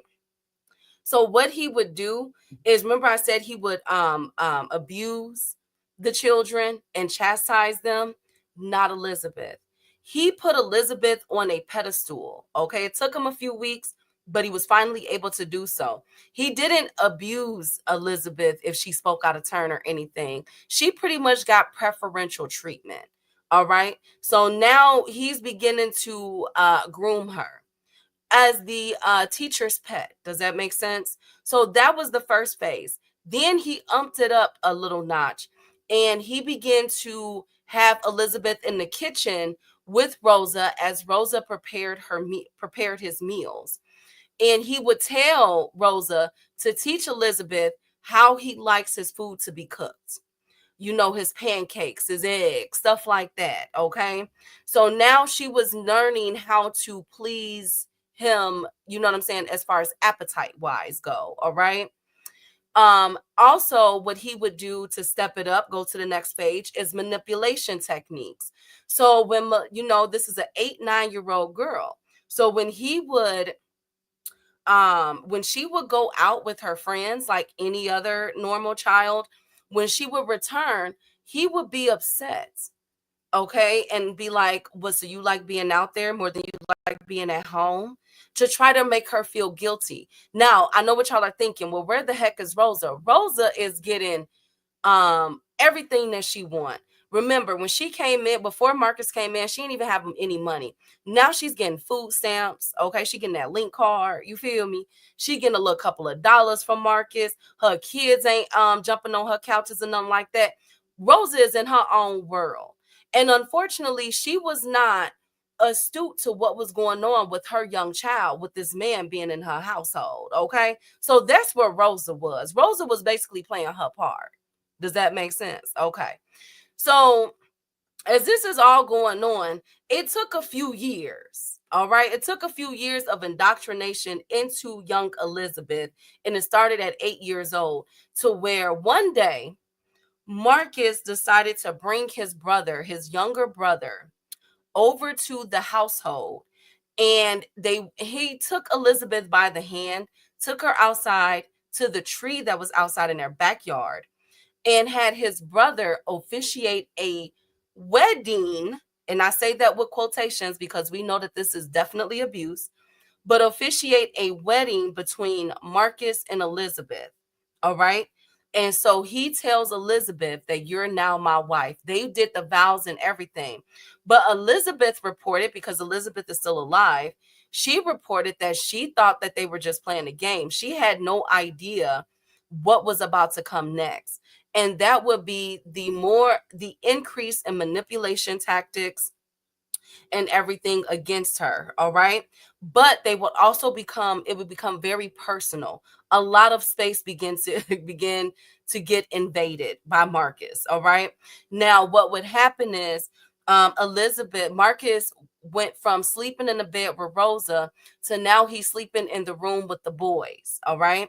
And so when everybody was asleep, Marcus would then slip out of the room and be with Elizabeth. I'm not gonna get into any details, and vice versa, because remember, she's gone. Elizabeth think that this is all right, so she would also sneak out when everybody was asleep and go. You know what I'm saying? Okay, so afterwards, I'm gonna speed this up just a little bit. What would end up happening afterwards is Elizabeth is living for the past 5 years, so she's now 13 years old. She has the mindset that Marcus is her husband, right? Unfortunately, this is abuse. I want to continue to remind y'all that. And that Marcus has pretty much got her to where she is at his beck and call. Is no longer her mother Rosa, is now her. Okay. Now, what Elizabeth will find out is that Rosa is pregnant. And so Elizabeth becomes confused and says, "Wait a minute, Marcus, I thought I was your wife." And Marcus is like, "You are. It was, this is the Holy Spirit that's working." You feel me? She 13, she don't know no better. So Rosa ends up having her 10th child. Last one is by Marcus. And Rosa, for some odd reason, still doesn't know that Marcus has married her own daughter, who is now a young teenager. Okay. So one day, while Elizabeth is at home washing dishes, Marcus comes up behind her, gets on one knee, pulls out this fake ring and says, "Will you marry me?" And so Elizabeth says yes. And Marcus has the audacity, just like his father did several years prior with his own nephew. Marcus goes to Rosa and tells Rosa that I'm leaving you for your daughter. Okay. And Rosa says, okay. Yes, she agreed, even though she just had a baby by him, for him to leave with her daughter. But before they could be husband and wife on paper, they had to go through a process. And this is why I get upset at people when they don't know the laws. These laws have been on the books for many, many years. And so the court official made it or confirmed Marcus and Elizabeth marriage. Marcus was 27 years old. Elizabeth was 14 years old. And then shortly after, they would move out of her mother's home with her mother's blessing and move back in with Marcus' mother, her crazy ass, Carrie. Remember, Carrie is still waiting on Benjamin to come back home after he left her for their nephew. I know this is a crazy, messed up story. I told y'all this is one of them stories where you're going to be like, Kiki, you're lying. And I'm here to tell you I'm not. This is facts, okay?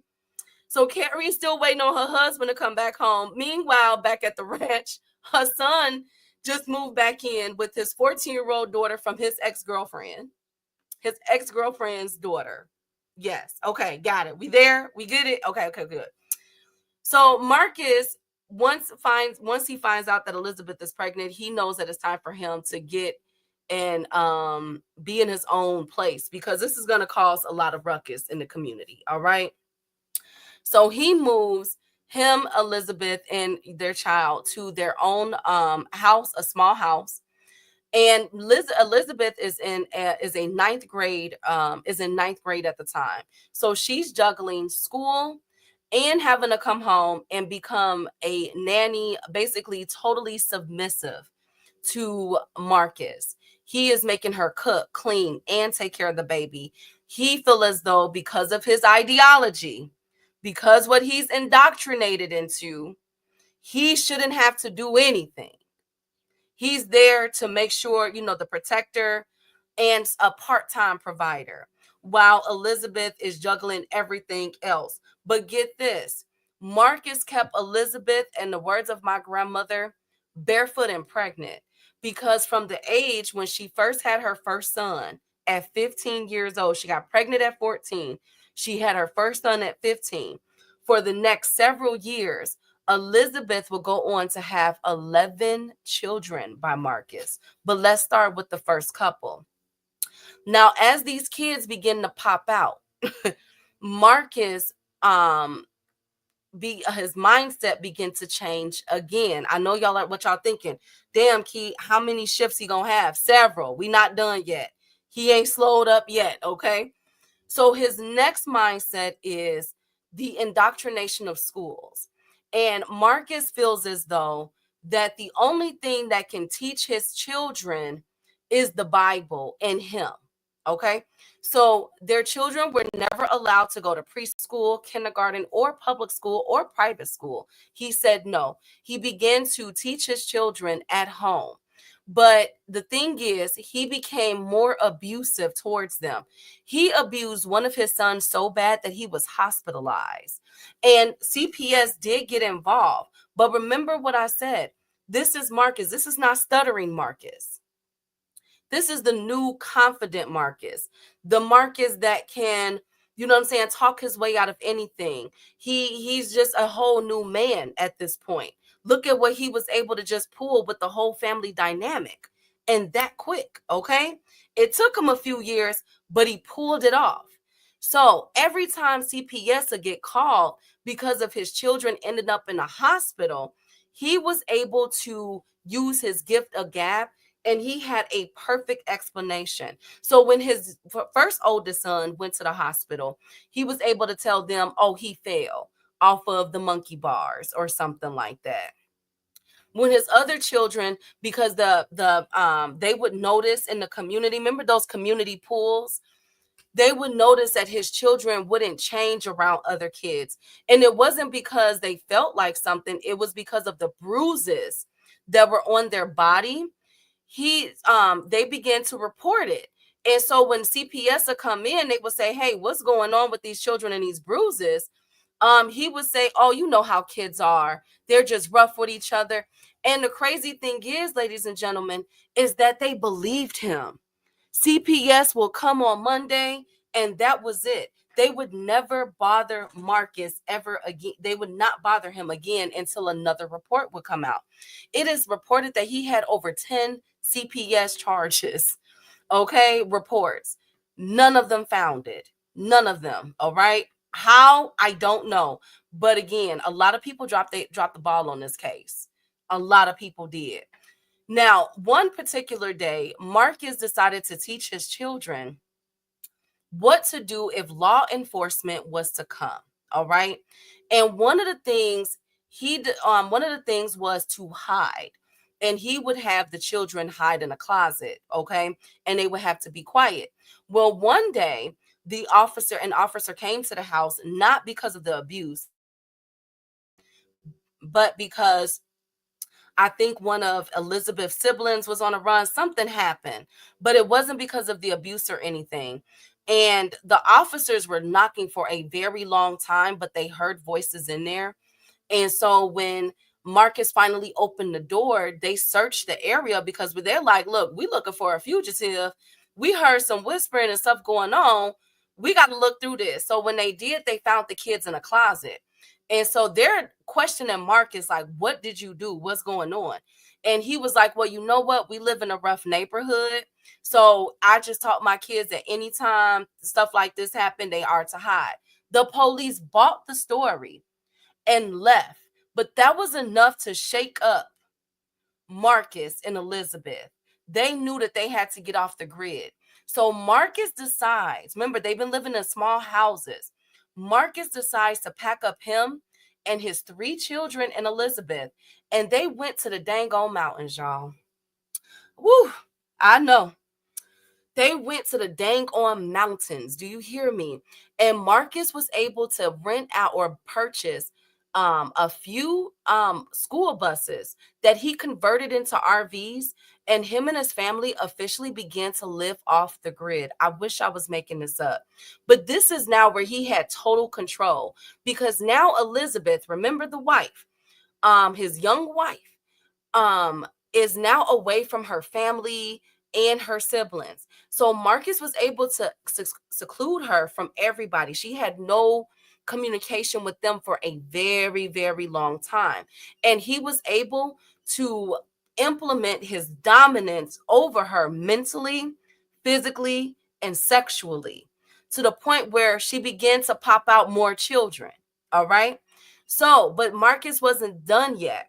You see, as this was going on after his 5th child that Elizabeth had for him, Marcus wanted more. Remember what I said? He wanted polygamy. He wanted multiple wives. So Marcus decided to pitch the idea of having a second wife. Well, Elizabeth, being about probably about 16, 17 years old at the time, she's adamant, "No, you're not going to have a second wife. It's just you and I. You've been preaching the gospel for me, for 9 years now. What are you talking about? Since I was 8 years old, we never talked about polygamy." So Marcus, got upset, but he went back to the drawing board, but he would introduce it to her subtly. But what Elizabeth did not know was that when Marcus will leave out, he would be going to the church, and that's where he met his next victim. This woman was named Isla. Isla was described as I think she was like a mix with Hispanic, Black, something like that. You could tell she had a very foreign look about her. You feel me? She ain't all the way Black, but that she's not all the way Hispanic either. You feel me? So, but she was really pretty, very petite, and she was 18 years old. Now, Isla, unlike Elizabeth, Isla was thrown out by her family because she got pregnant out of wedlock. So they disowned her. All right.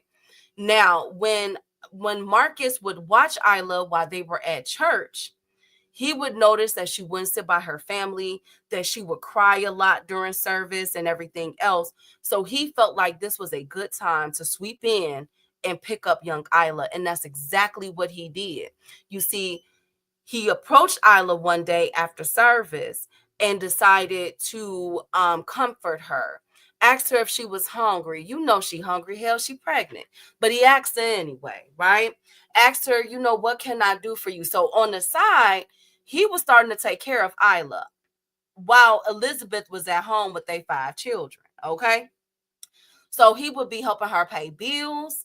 He would be doing all kind of stuff for her. But one thing that he began to indoctrinate Isla with was the Bible, He would have Bible studies with Isla, and he would go over scriptures and twist it and change it in a way to where it would indoctrinate her like he did with Elizabeth. Does that make sense? I hope it does.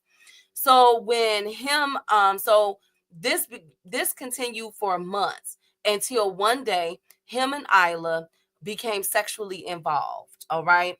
And Isla started to grow feelings, and eventually she fell in love with Marcus. Now Isla had her baby. Remember, this one is not Marcus' baby, but he decided to bring Isla and the baby home to Elizabeth and their children, and introduced Isla to Elizabeth as a friend and said, here's your friend. And Elizabeth and Isla hit it off. They became best friends, really inseparable. Their children, her child would begin to grow up with her child, because remember, Elizabeth just had a baby. Isla just had a young baby. So they bonded over that. They would go grocery shopping, all kind of stuff together. Well, this did not stop Marcus for, as he's watching them interact, he's like, okay, now is my chance. So after so long, he approached Elizabeth and was like, let's make Isla our second wife. And Elizabeth was like, nah, we're not doing that. So he knew that he had to be a little bit more persistent. So he asked her almost every day for the next 7 months. Meanwhile, back at the ranch, he knocking boots with Isla. Okay, Elizabeth didn't know.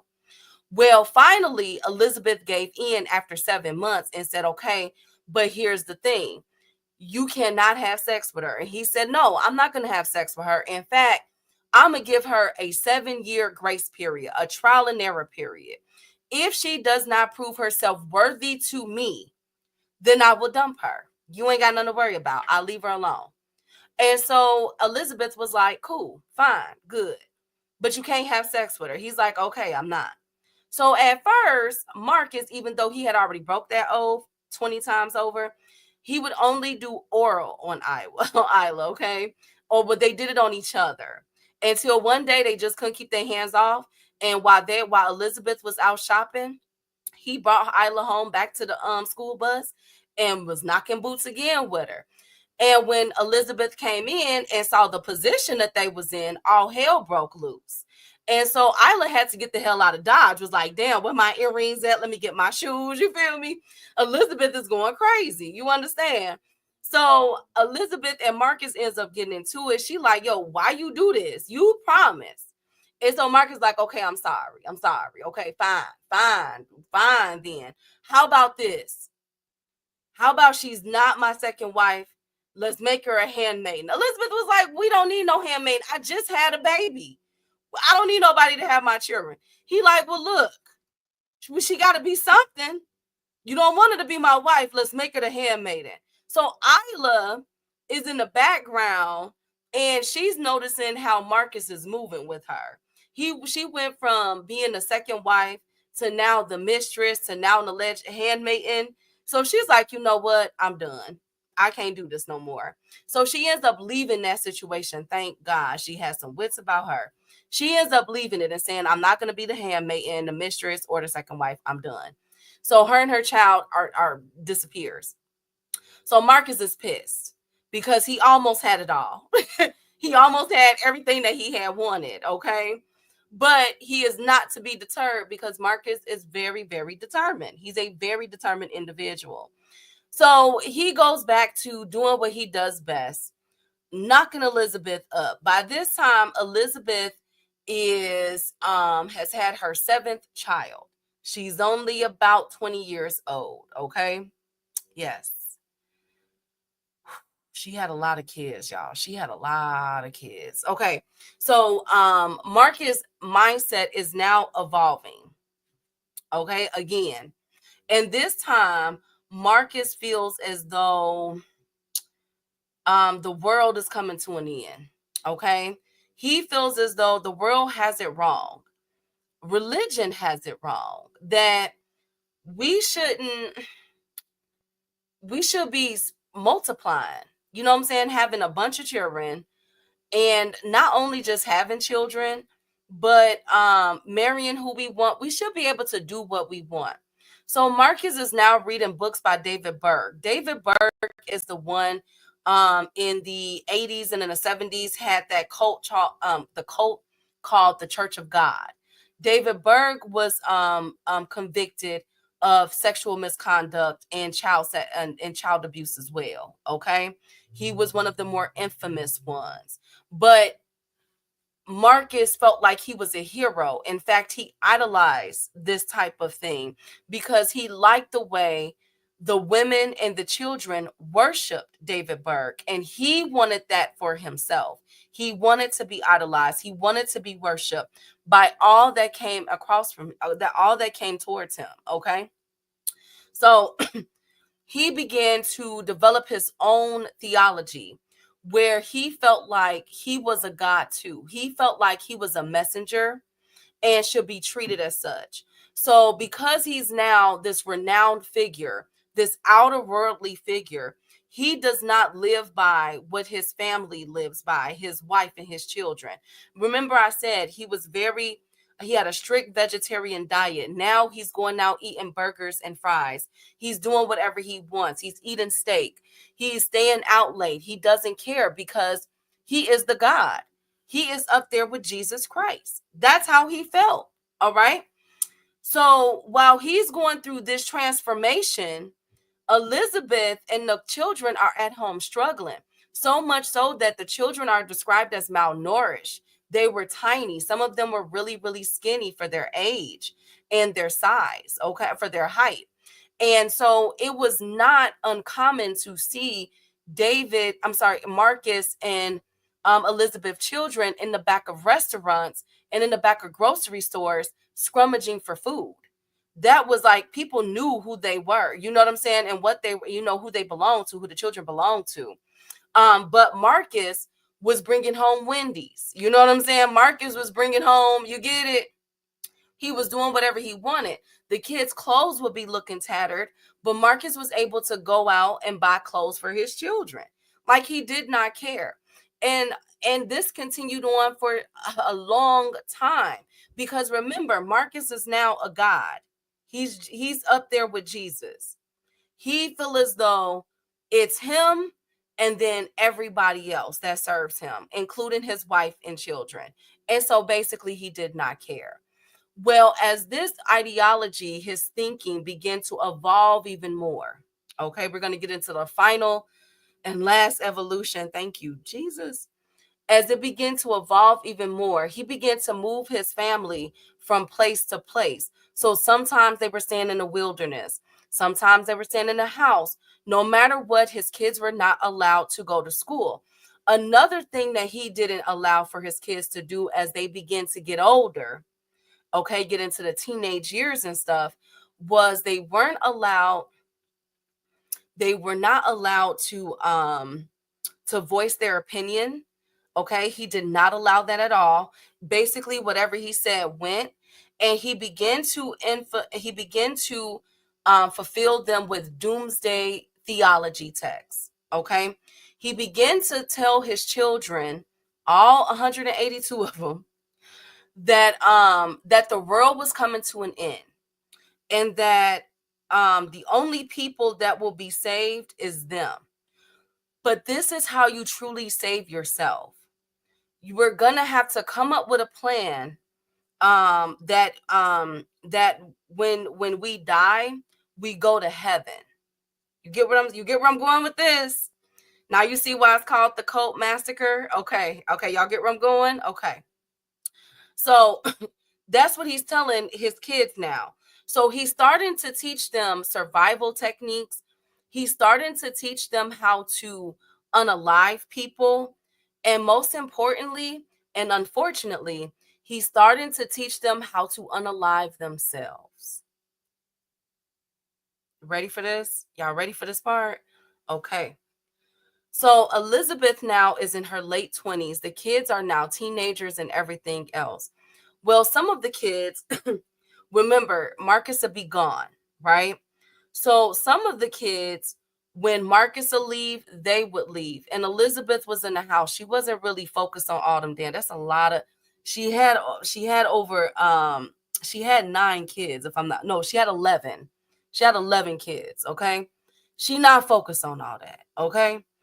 So one of the two of the kids that would disappear were the girls, his oldest girls. And they would begin to realize that the world was not the way that Marcus would describe it. He described it as, if you go out to the club, you're going to die type stuff, like very extreme. Okay. And so they're like, wait a minute, we meeting friends. And then they start to break cardinal rules. Remember, they've only ate beans and toast and oatmeal. They do something that they've never done in their life. They had a cheeseburger. They begin to eat steak and shrimp. And now they're thinking like, wait a minute, this isn't so bad. They then begin to, as they, ran around the neighborhood and stuff, because these are beautiful girls, young girls. So the guys are now starting to hit on them. And they're like, oh, okay. Okay. This is interesting, because the only person that they had known to show them attention that was the opposite sex was their father and their brothers. So when they would sneak back in, they already had their mindset made up like, look, the 2 sisters made a pact like, look, when we are old enough, we are breaking this joint. Okay, we have to go. Soon as we turn 18, we're leaving, because there's a whole nother world out there. So now they're telling their other brothers and sisters, but some of them were so indoctrinated that they were like, oh my God, you're sinning. You're going to go to hell. Don't do that. That's how bad Marcus had these kids. And so one day Marcus came back. And remember, I said he went through the last evolution. His last mental transformation. He's now a god. Well, now he's going to incorporate God with vampirism. Marcus would go to the library and read these books on like Vlad the Impaler. He would read about Dracula, and he felt like, you know what? I am no longer up there with Jesus Christ. I have surpassed Jesus Christ, and I'm now a vampire god. And I feel like these are the children that I've bred are my constituents. Matter of fact, they're really not my children. And so Marcus begins to do the unthinkable. As soon as the girls begin to feel a sense of freedom when he's gone, Marcus does the unthinkable, and he begins to sexually molest his own girls that were old enough. He began to molest 3 of them, to where they would have his own children. Yes, his daughters had his baby. Okay, one of them had 2. The other one would and I'm gonna say breed, even though I mean giving birth, but he was looking at them as breeders, because he's now a vampire god. I hope this makes sense. Okay, I know it doesn't, but I'm trying to make this make sense. And so they are this is his own breeding farm. All right. And so they would go on to have about five or 6 of his kids, his own daughters. Well, the 2, remember I said it was 2 that made that pact, they couldn't take it anymore. And so afterwards, after a few years, they decided enough was enough, and they left. They broke that joint. Boom. Well, at this time, what's going on? We are now in the 90s. Marcus is idolizing an event that just had occurred. Who remembers Waco, Texas? Right, the mass incident. Remember, that was put on by a man named David Koresh or something like that. Another religious cult offshoot of the Seventh-day Adventists. Now, I'm not saying the Seventh-day Adventists is bad, but I got to keep it real. Now, that makes two cult leaders that he was idolizing. David Berg, Child of God, Seventh-day Adventist occult, or offshoot of that religion. And now Waco, Texas, which was the Davidian, they were an offshoot of Seventh-day Adventists. Nobody really talks about that, though. I don't know why. So Waco goes on, and he sees how David and David's congregation held off the ATF and the FBI and all of them, and how they all pretty much was wiped out, okay? And the children and the women, okay? So now he has that plan. Remember, I told you he was teaching his kids survival techniques on how to unalive people and unalive him and themselves. So now with him following this Waco, Texas stuff that just went on, he's finally able to come together to compile a plan on what would happen if he's invaded. Because he felt like since David just got taken out in Waco, Texas, he's next. Because David was another God. David was another Messiah, okay? And the only Messiah that's left in this world is him. He's the vampire God Messiah, okay? And so when that happens, he puts together a plan and he shows the kids how to pull a gun, how to pull the trigger on a gun, how to unalive themselves in the order that they're supposed to go. So this almost happened the first time when Marcus was out with his family, with Elizabeth. And I guess some police officers were driving by, the sirens was on, and the younger kids panicked. And so some of the older kids took the younger kids in a room, and they pulled out the guns that Marcus had brought there.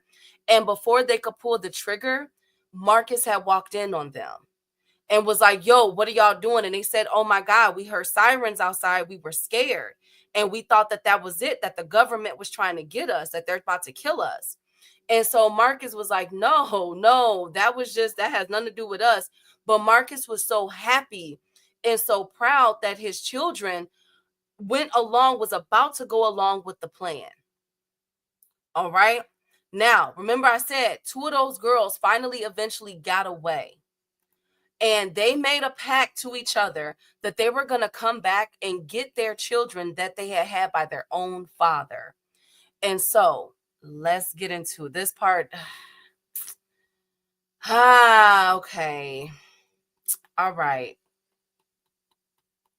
Okay. On March 12, 2004. Yes, 2004, only 20 years ago. The little girls them little children at the bottom of the screen, those are all David's children. So it's 2, 4, 6, 7 that he had by his own daughters. Okay. Okay. The two girls on the side, the one in the middle, that's the mom.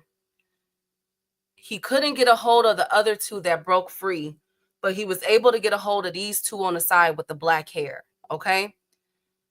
They had also had David's children. You see them in the picture at the bottom. So the two daughters that was able to sneak away, they came back with a vengeance. This time they had family. During this time, they had called authorities and everything. But remember, Marcus has the gift of gab. He never told on himself. He never even admitted that those were his kids. He made it seem as though his daughters were going out just having kids and he was just taking care of his grandchildren. Okay. He never told the authorities to the depths of what he was involved in. All right. So no arrest was made.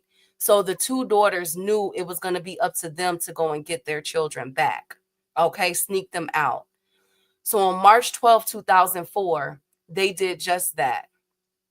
Marcus and Elizabeth and all of their kids was living in Fresno, California, in a small house. And the two daughters pulled up with other family members and police officers.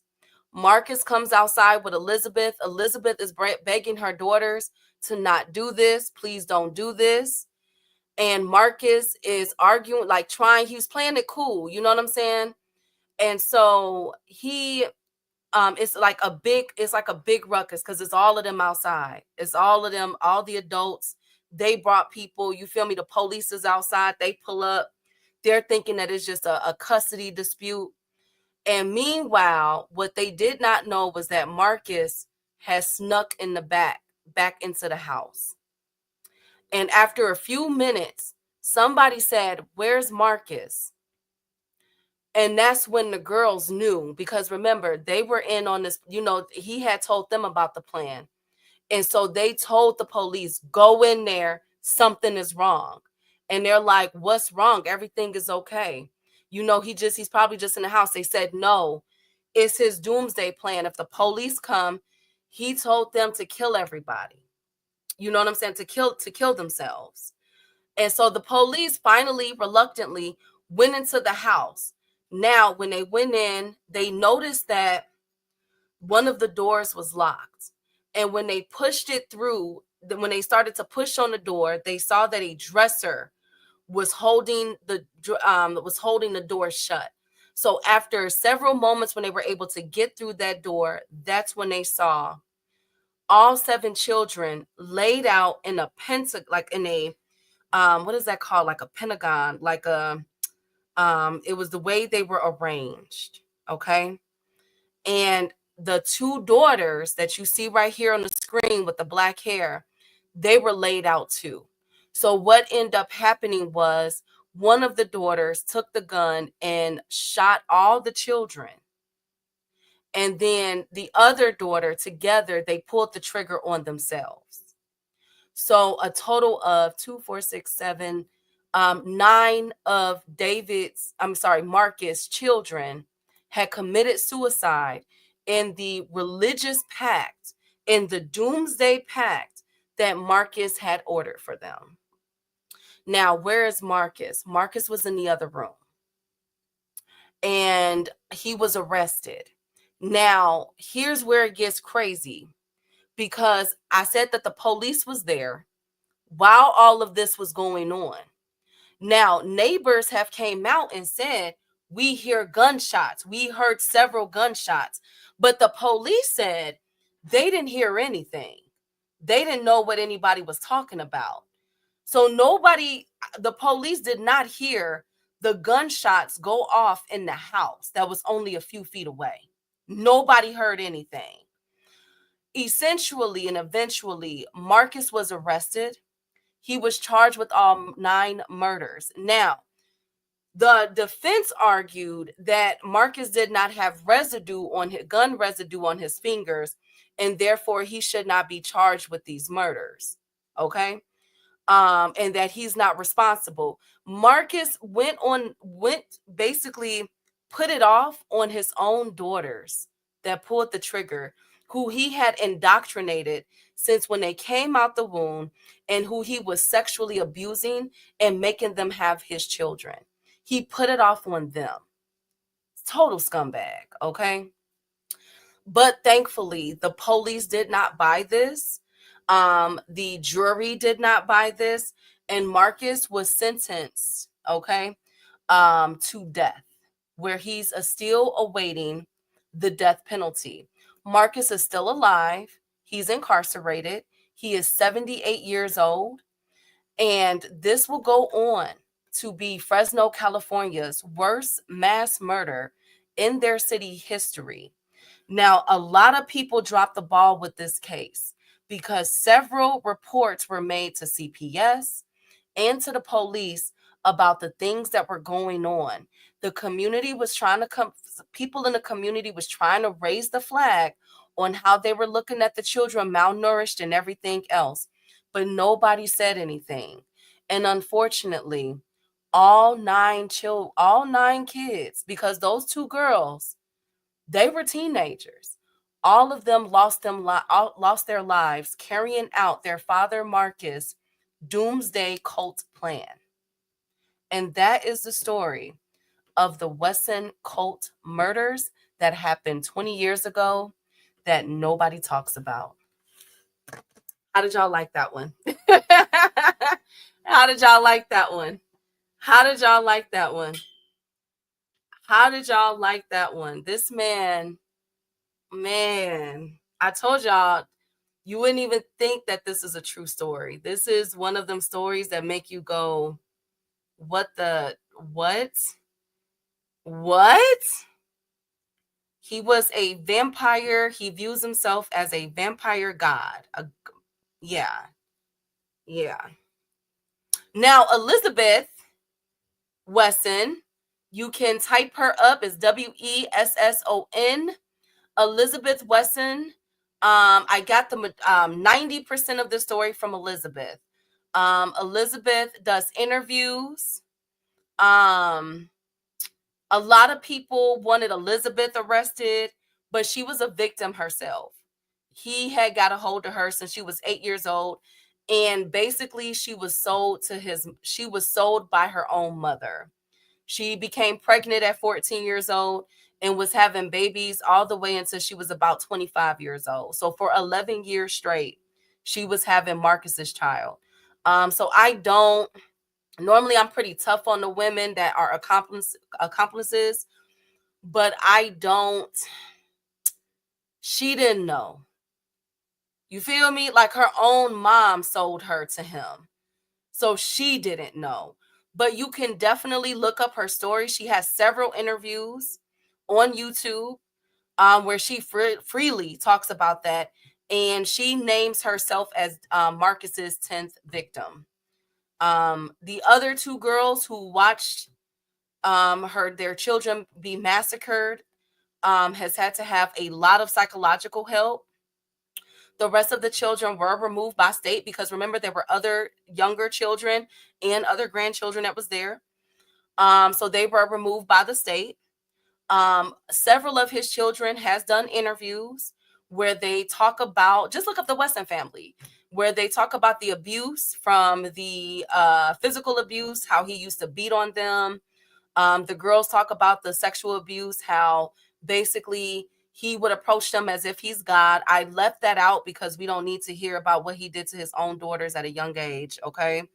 But you can hear from their own mouths. He tried to rule them with the iron fist, almost got away with it. He did this for over 20 years. So think about the brainwashing that the surviving children have to undergo once the head has been cut off. Marcus is away from them. He's gone. So think about how they've had to turn their lives around since you were able to understand or comprehend language, you only was hit with the Bible day in and day out, but for his own sinister way, and that you were there to please him. And he taught his kids at a young age how to unalive themselves.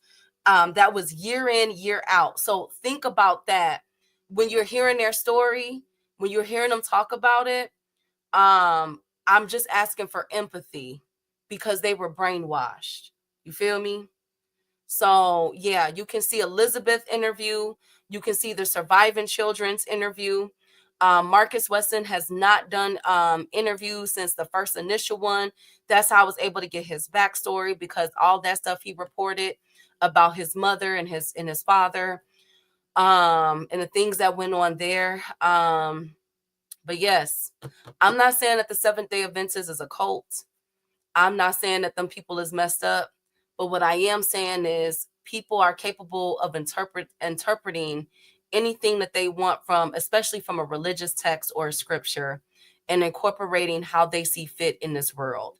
And Marcus Wesson is one of the most heinous, one of the most despicable people that did this. And when you mention Jonestown, when you mention Waco, Texas, when you mention Charles Manson, when you mention any of them, you better mention this bastard, Marcus Wesson, because he is just as bad, if not worse, than some of them. I hope y'all like this story. I hope, what, J.A., you like what? I hope y'all like this story. This was one for me. It was tough for me to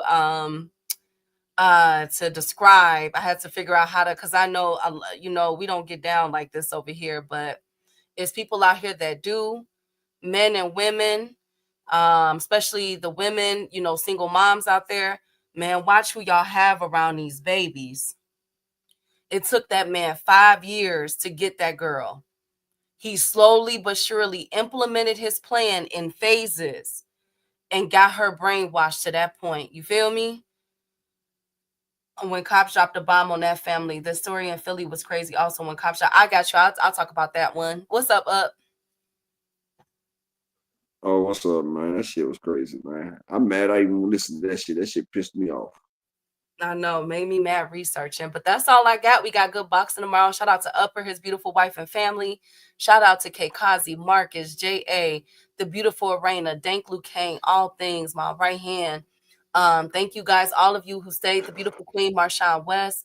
I am going to, yes, exactly, Arena. I'm going to see y'all Monday. Up. I'll talk to you later. As always, I am out.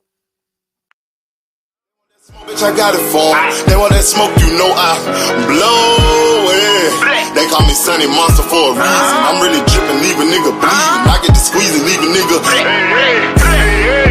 They want that smoke, bitch, I got it for 'em. They want that smoke, bitch, I got it for 'em. They want that smoke, you know I blow it. They call me Sunny Monster for a reason. I'm really dripping, leave a nigga bleeding. I get to squeeze and leave a nigga bleeding.